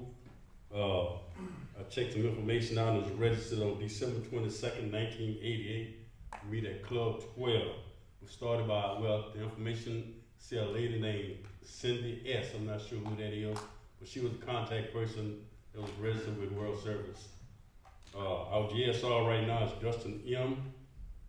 We meet Monday through Friday. Mondays at 12 and 12, except for the last Monday's a traditional meeting. Tuesdays is an open discussion meeting. Wednesdays, big book study. Thursdays an open discussion, and Fridays an impromptu speaker meeting, open mic. Come join us, except for the last Friday we have one main speaker. We have approximately 25 home group members. That fluctuates up and down. Everybody want to join, and everybody. Our home group business meeting is on the second Tuesday of the month, and our birthday meeting is on a Thursday, last Thursday of the month. That group, I remember the first time I went to that group, my sponsor sent me, I said, I gotta share this. My sponsor sent me to that home group and he told me, you go there, can you just do me a favor? Please, Ray, don't, when you get there, don't say you know Adam. What does Ray do? I go there and I say, my name Ray, I'm an alcoholic and addict. And one of them old times was like, what'd you say? I say, I don't know. Anyway, and I met a lot of wonderful people there, been hearing like Seal and Jumpsuit Jim and a lot of people. They went to that meeting for the most part. It was real convenient for people who was working and getting off from work. That was the whole purpose of them choosing that time for 5:30 at Club 12. When I was talking to somebody about the information of the club, they said it was probably a meeting before they registered to become a group. I never knew the difference between a group and a meeting, but I do now, so. I'm a member of the 25 group. You ever in the neighborhood, stop by me there on Monday, Wednesday, and Friday. I go to other places on other days. Thank you.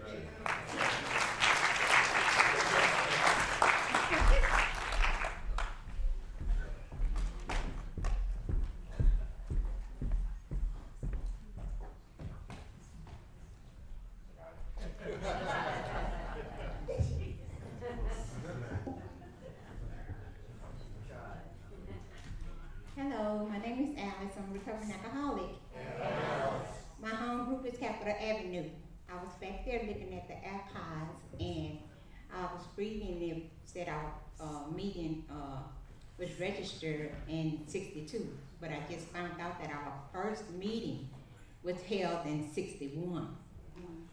So that makes me feel so good to know that our program is still growing strong after all these years. I got into the program in 1996, and for that I'm truly grateful that I get to live 2 lives in one lifetime. The Capitol Avenue group, we got our name from the church that's on Capitol Avenue, with the church was, somebody help me. St. Paul. And, so we named after the, street, Capitol Avenue. And I have been, trudging this, and we used to go have meetings at the, health unit in Scotlandville, at the health unit. Used to have meetings over there, and now we have our meetings 1955 Scenic Highway. We meet. We have several meetings that meet there, and we have a lot of newcomers that come to this meeting. And I just want to be able to represent Capitol Avenue, because I know a lot of people goes there, and I don't want that to die out, because I know other people, we are jumping around going to other meetings, but I just want to keep, you know, my meeting, you know, the one that I came through it, you know, and that y'all know that it's still working, it's still growing strong, you know, we're getting bigger, you know, and I'm just happy to be able to sit up here and represent it. Thank y'all.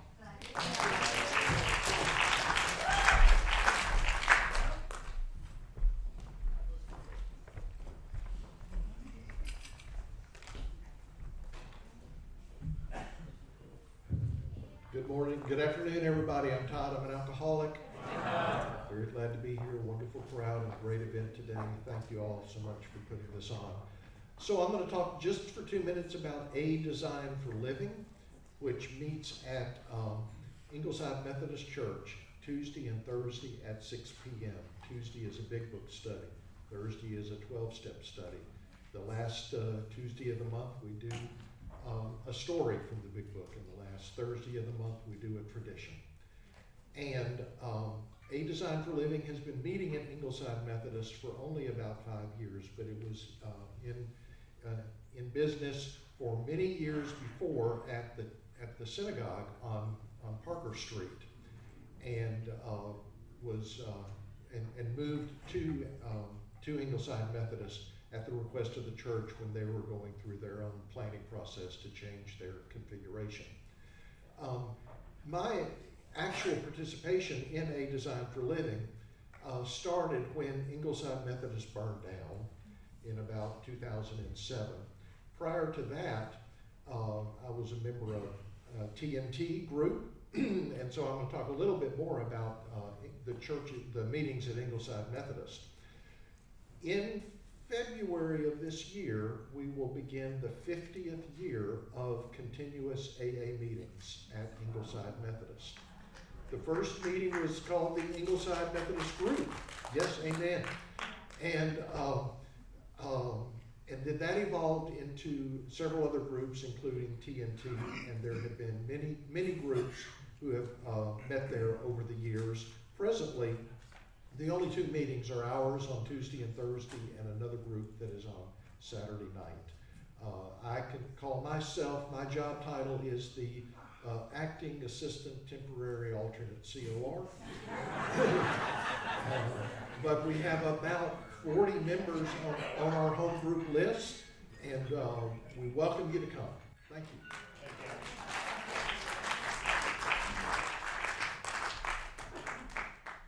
My name is Greg, and I am an alcoholic. And I'm a member of the Zachary group. We meet Friday, Saturday, and Monday evenings at 7:30. Friday night is an open discussion meeting with a speaker meeting on the second Friday. Saturday night's big book study. Monday nights are step study.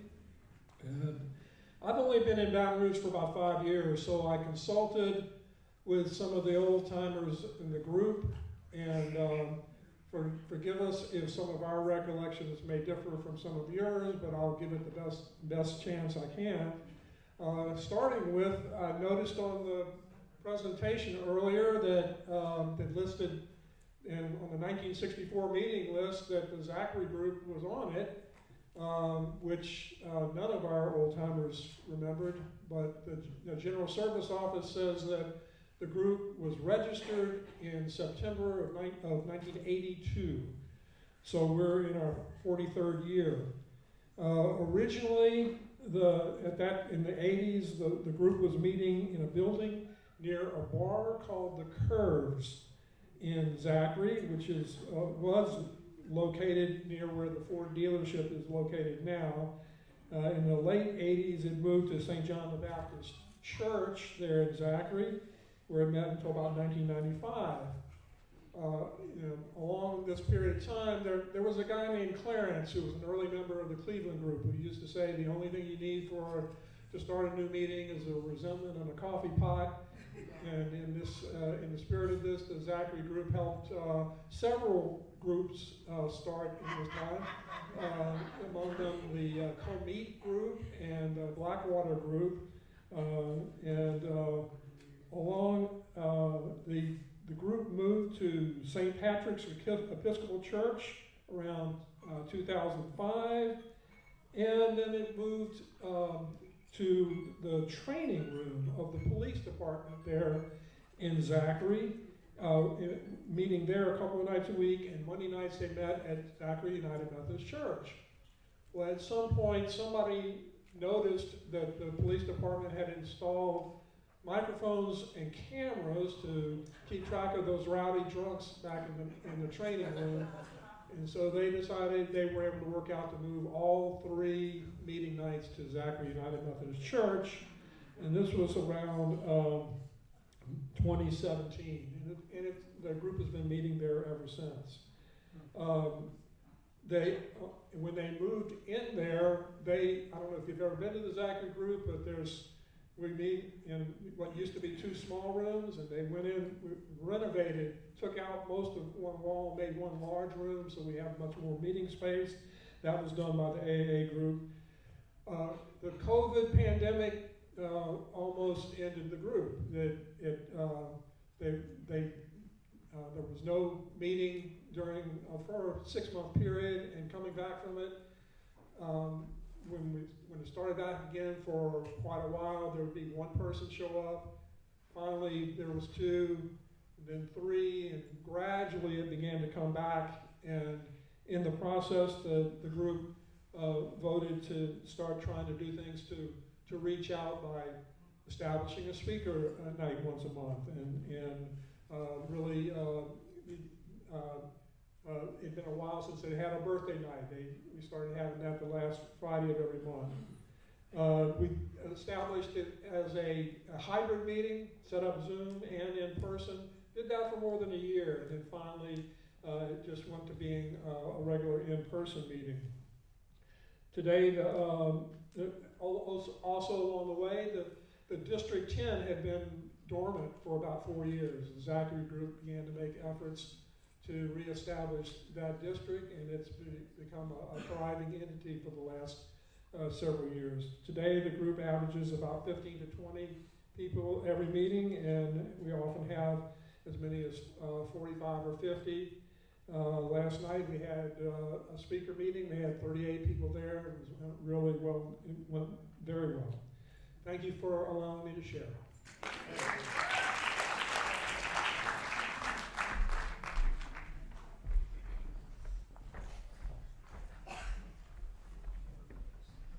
Hey everybody, my name's Ross. I'm alcohol. Hey Ross. Hey. So I apologize in advance. I'm probably going to go way over the time allotted in order to tell you about the storied history of the On Awakening group in Zachary, Louisiana. The On Awakening group held its first meeting on December 18th, 2024. We've met 4 times. It's been great. It's a morning meeting. I'm kind of a morning person. Greg does a great job with all of the night Zachary meetings, but he owns the night and I own the mornings now. We only meet once a week. It's on Wednesdays. It's from 7 a.m. to 7:30. It's a short one. We just want to wake you up, get a little bit of AA in you before you head off to your job. And so with that said, I would like to welcome anybody. Currently I am the only home group member of the group. We have about 5 of us that meet right now. Christy in the back, raise your hand. She's part of our group. God love her. Yeah, without Christy we'd fall apart. We'd only have 2 people. So I just want to tell y'all, if you're ever in Zachary around 7 a.m. on Wednesdays, come out and see us because we'd love to have you.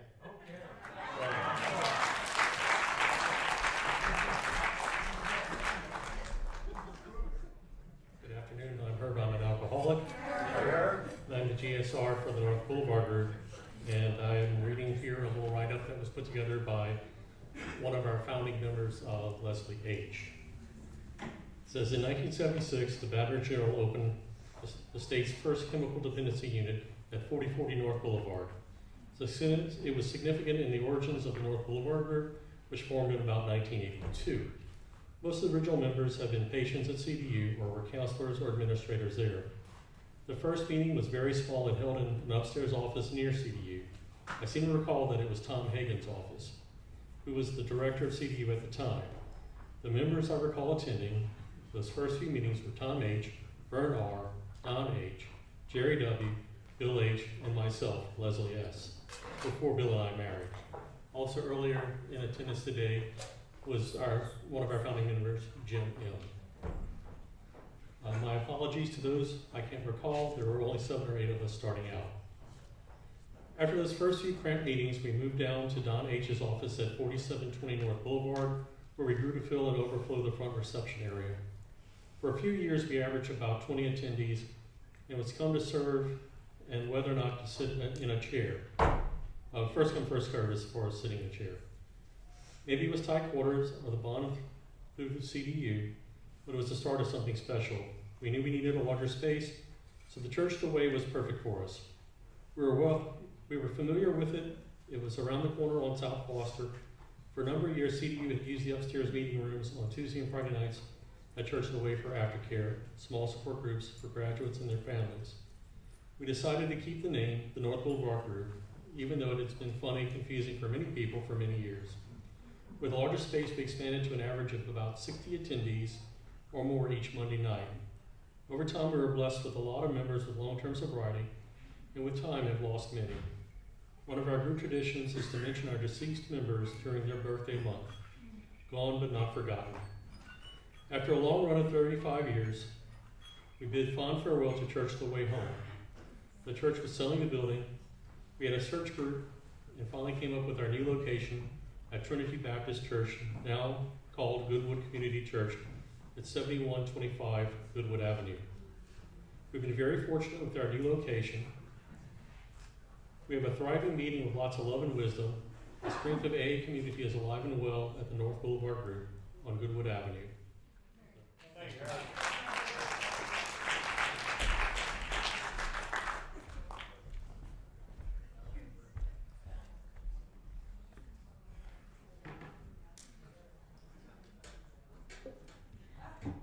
Hey everybody, my name is Keatsy G and I am an alcoholic. Alright, I'm going to do my best to unconfuse this tangled mess in my mind. First of all, I was at those meetings at CDU and I had the pleasure of wearing my pajamas across the street because I had to treat my romance. I had to wear my pajamas in the bus from CDU across the street. I stayed sober. So anyway, I want to talk about 3 different meetings. It's not that bad, they're all somewhat related. First of all, we started a Zoom meeting as a result of COVID in March of 2020. So we're about to celebrate our 5-year anniversary. That was not by choice, right? That was absolute necessity. And we were actually the meeting started because we all met at St. Albans at a group. They've since changed the name, but it's called University Drugs. And Ken E., who starts lots of meetings in Baton Rouge, helped start that meeting, the in-person meeting. I think recently celebrated over 10 years, the in-person. 14, over 10. So after COVID started, we quickly went to a Zoom meeting, and we're still going, and I just wanted to make that information available to as many people as possible. It is not the preferred way to get sober, right? And in fact, the in-person meeting did come back and is in full swing. And Zoom meets every day at 7 a.m. to 8 a.m. for an hour. And don't be distracted by Ross. He's a regular member, except now on Wednesdays. He's a treasured member, actually. So anyway, Zoom is alive and well, and what I find is that it is a great way for people, either people who can't get out, don't want to get out, people who are terrified of meetings, to come in and sort of sit there. We let them hide. We let them keep your camera off. You don't have to talk. You don't even have to put your name up, although most of them do. We have a regular attendance every Monday through Friday from about 25 to 35 people. And on weekends, we use a different format. On weekends, we use a traditional AA format, which is reading how it works, and, Serenity Prayer, Lord's Prayer, preamble. But during the week, we follow the same format as the University Drunks in person. And that is a morning meditation meeting. And we read on awakening, and we do 2 meditation books, and we have someone kick us off with what we call the first share. So it's a little non-traditional, but I gotta tell you how many newcomers love and need that non-traditional setting. So I just want you to know about it. But I also want you to know, I do not believe that that's the best way to stay sober. My real home group is Sunday mornings in Prairieville, Oak Grove, which has been there for 40-something years. And that's where I go on Sunday. So anyway, if anybody has any questions about it, please, we are listed in the central office website. We are there. And you just click the link, and we'll let you right in. Thank you.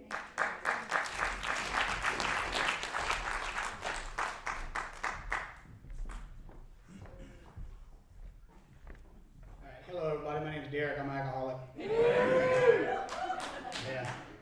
they suckered me into this, so. It was like, well, who's gonna represent us? I had no clue that we was coming, we was just gonna come get some information from you guys, everybody looks at me. So I know I only got 2 minutes, but I had 2 groups that I would like to represent, so that means I get 4 minutes. First, I would like to start with Club 12 of Nero's. My name's Derek, I'm an alcoholic, I've been sober since 2017. But I do have a lot of history in it. My sponsor has 40 years of sobriety. My dad has 36 years of sobriety. So I have been trying to get sober for the last 25 years of my life. So Club 12 of Nero's. So Nero's group actually started. We have a guy that picked up 56 years last Friday before last. So I wish he would be up here talking right now, but unfortunately he's not. I am. So. I remember them talking about, before Club 12 was there, them having meetings in a barroom. So their meetings were held in a local barroom, full of smoke, drinkers at the bar. Like, they held a meeting in a barroom. So, like, these guys were really determined to have a meeting to stay sober. So at some point, all of that changed, and this building come up for sale. Ironically, it was a drugstore. It was a drive-through. The building come up. Some of the wealthier members decided we're going to purchase that building, and we're going to use it as an AA clubhouse. So today it is paid for. The doors have always been open every time I went back, in and out, in and out, in and out. So we have an establishment there that is strictly for AA. I'm actually a board member of the clubhouse. My wife's a board member. So it's a pretty amazing place. This is AA in Point of P. I was with Evan back there. We was figuring out that it's District 10. We're all part of District 10. So with that being said, the group that I'm really about to shout about is Fordo's Home Group. I got most of my home group right there. Y'all stand up. Stand up, because look, I'm super proud of this home group. So in 2017, when I came back, Fordo's group had started in the early 2000s. Which is now, I know that sounds crazy, but 25 years ago, man. And it had kind of fizzled out. It went away. They were part of Packy Paw at the time. They don't even have a Packy Paw no more. It was Point of P, so you get the point. So that fizzled away. They kind of let the meeting die. When I came back, when I got out of jail, and I decided that I was coming back to AA, they were holding a group there. They was calling it Sanely Sober.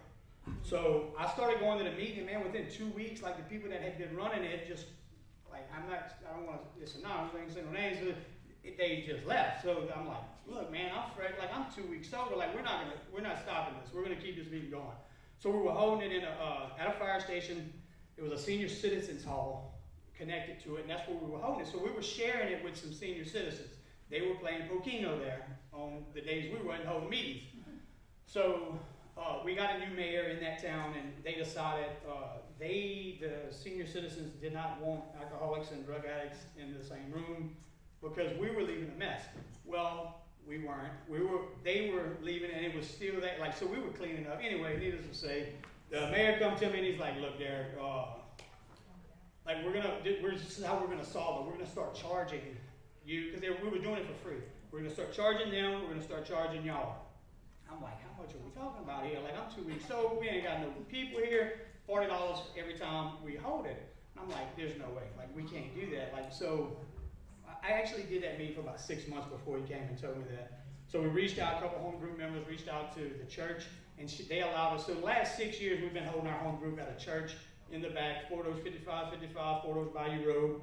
I'm not a big fan of taking away from a clubhouse to start a meeting to try to, because there's a meeting there every night. But I would like to say that what we're doing as Fort Oaks Home Group is pretty amazing. We started something every September. This will be our 3rd annual coming up. It's called Serenity at the Park, which allows us to donate to Club 12. We was able to donate $1,200 this past year that just passed. We donated $800 to Red Stick Roundup. So, like, we're doing some pretty amazing stuff here. And look, we have, 12 home group members? In the early stages, I can remember going in there and sitting there by myself for at least 15, 20 minutes. Nobody would show up, and then I'd go home. But I kept doing it. Now we done assigned a GSR, we have a treasurer, we're in the registry. So, look, man, we're growing. We're doing a lot of good things. Y'all gonna start seeing some flyers. We try to get up, I got a lot of connections at Baton Rouge, so I try to get flyers out for the Serenity at the Park. It's in Fort Oaks, and it's pretty amazing. They call it our Fort Oaks Convention.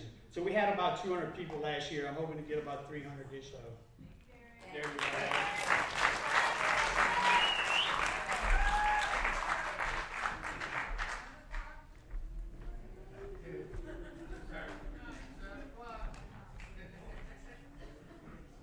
Hey everybody, I am Lane and I'm an alcoholic.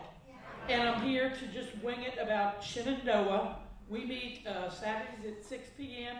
at the end of Jones Creek at Our Savior Lutheran. This is our 40th year in doing open discussion AA, started by Jim Reed, who is no longer with us, and some of our original members were Tim Buller and Norma Harrison. We've got young and old. There's like 20 members, but we always have room for more.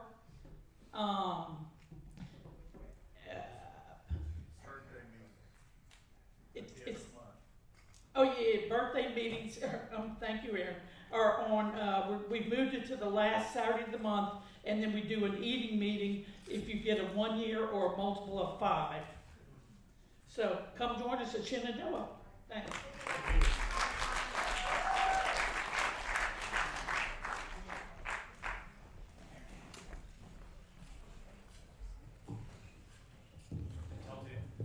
I'm Lisa, and I'm an alcoholic. Shenandoah's very friendly. They go out to eat. They have that tradition of going out to eat with the whole group afterwards, and that's a really welcoming thing to have there. Anyhow, I just briefly wanted to mention Marquette. That was my home group from when I first got sober. I asked someone here today, and they said they think it was started in 1976 when they first got here. I'm not sure exactly when, but I know we went on it was at Our Lady of Mercy on Marquette Street. That's what was called Marquette. And it kept a lot of people sober. It was a big meeting. It only got a little bit smaller once Larry P. started the Saturday night speaker meeting. And it went on for a long time. I want to say I was sober maybe 25 years whenever it finally closed. And one of the things that happened was, like I was talking about it earlier, joking but not, is, we have to put the key down at some point and give other people an opportunity to help support it. One of the traditions is to be self-sustaining, and the members, most of us got married, had children. I used to drag mine with me, but the few that were single got stuck with it for a good decade or so and finally said, we're not doing this anymore. So So anyhow, just remember that if you want to keep it going, you got to give back and train your newbies to have that kind of dedication and loyalty with the traditions. That's all I got. Thanks.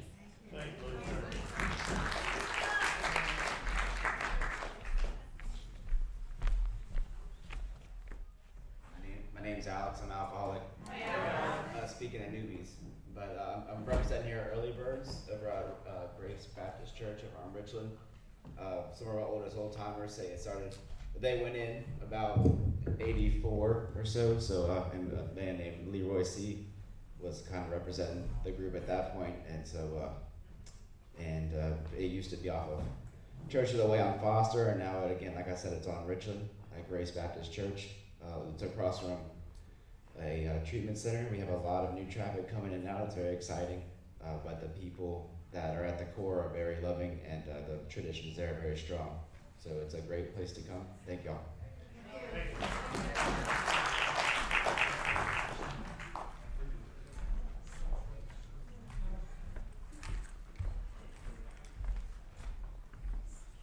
My name is Paul. I'm an alcoholic. Hey, Paul. Well, what I'm about to tell y'all is going to be all broken up. I've been a member of the fellowship group since 1996, but it's been active since 10/14/1970. But anyway, so I got there. It was a great group, and it was such a great group that I walked in one day and they were talking about what I was thinking about, and I felt at home. And I just came to Baton Rouge from New Orleans with 5 years sober, and I only came to visit.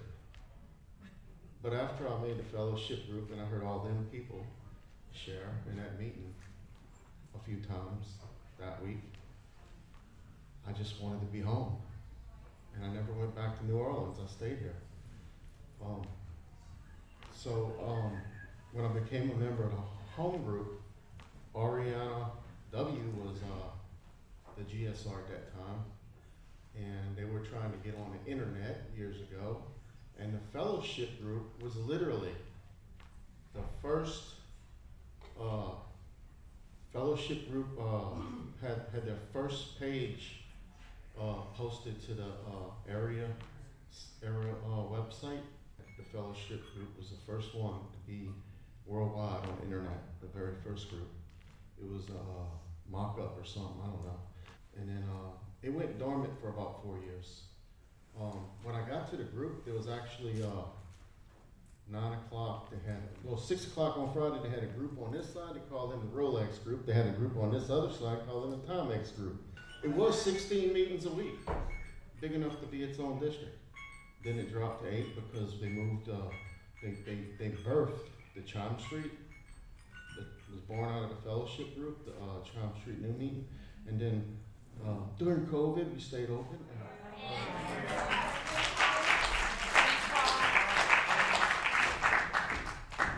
My name's Ray and I am an alcoholic. I represent the 224 group of Alcoholics Anonymous, located in Denham Springs.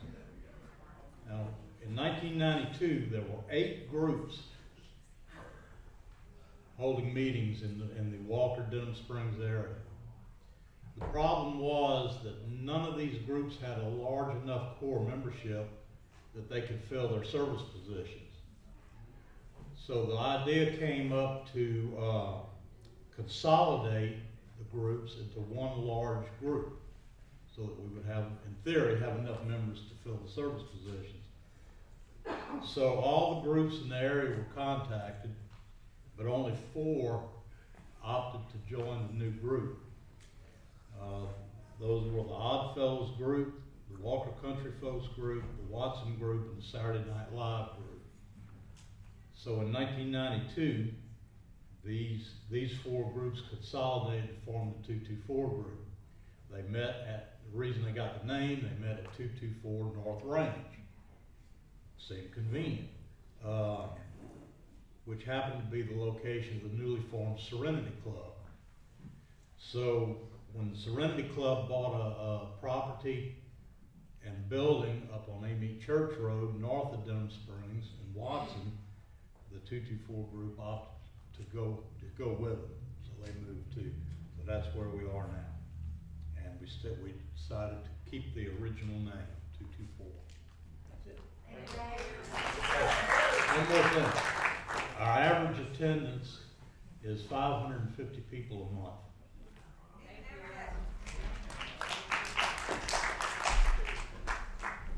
Hello, my name is Chance. I'm an alcoholic. Hey everybody. I'm up here representing Baton Rouge Young People's Group. Baton Rouge Young People's Group started after COVID. Prior to COVID, they had quite a few young people groups in Baton Rouge. They had Raise the Bottom, Saturday Night Live, Young the Restless, so on and so forth. By the time COVID came around, all of those groups were no longer around. During that time, there was a group that was trying to get a Young People's Conference here in Baton Rouge called CircuitPaw, the Southeastern Regional Conference. And as part of a service project, we saw a need and we tried to fill it. We started Baton Rouge Young People's on Thursdays at 7 p.m. at the South Baton Rouge Church of Christ. We continue to meet there at the same location, at the same time, just in a bigger room. Things that we've tried to keep core to who we are as a meeting is step work. We highlight step work. We're solution-based. We stress sponsorship and we stress service work. A lot of us have gone on to do general service. We've been involved in conferences, all kinds of cool stuff. At our meetings, you'll see a lot of people pick up month chips, which is always good. And at our birthday meetings, for years, held once a month, we usually have 2 or 3 people picking up multiple years to show that the solution works. But that's all I have. Thank you.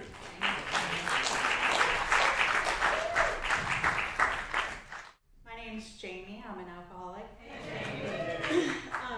I'm here representing my home group, Seeking Solutions, as one of the founding members. It unofficially started in 2017 when I got out of rehab, living in Oxford, sober living, the Mint House. The meeting is an all-ladies big book study. Once we moved out of sober living, we held it at our house in Denham Springs, and kind of fizzled out during COVID. And once meetings started coming back after COVID, a group of girls, about 5 of us, decided that we wanted to officially make it a home group, and none of us really knew what we were doing. So we kind of fumbled a lot at the beginning, but finally we did get it registered. We were at Elevate off of Jefferson when we first started, and now we meet here on Monday nights at 6:30. It is an all-women's big book study called Seeking Solutions because we're a group of girls seeking a solution.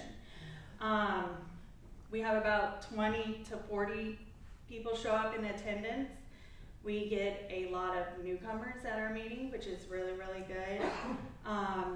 Once we moved here to the Life Center, we had a good core group of about 15 home group members that are there every month at our business meeting.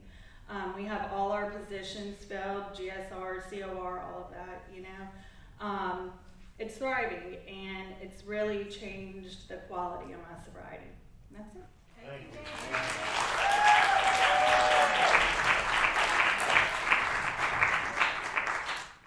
Greg, alcoholic. I'm going to talk about my home group, which is Wednesday night, as Bill sees it. Before we close out, we meet on Wednesday night, 6:30 at First United Methodist Church downtown. We're a literature study. We read from the book As Bill Sees It. We pick a topic from the index in the front of the book and read the corresponding passages. One of the home group members says we are a problem-oriented group. Part of the format is we bring a problem and then we help you work your way through it. We have our business meeting on the second Wednesday of the month. Our birthday meeting is on the third Wednesday of the month, and something we implemented 1 year ago is we have an eating meeting on the first Wednesday after the regular meeting during even months. So we will have an eating meeting. We'll be eating after the regular meeting on the first Wednesday in February. So if you're downtown, 6:30 on Wednesday night, come see us. That's all I got to say about the group. Now I'm going to close out.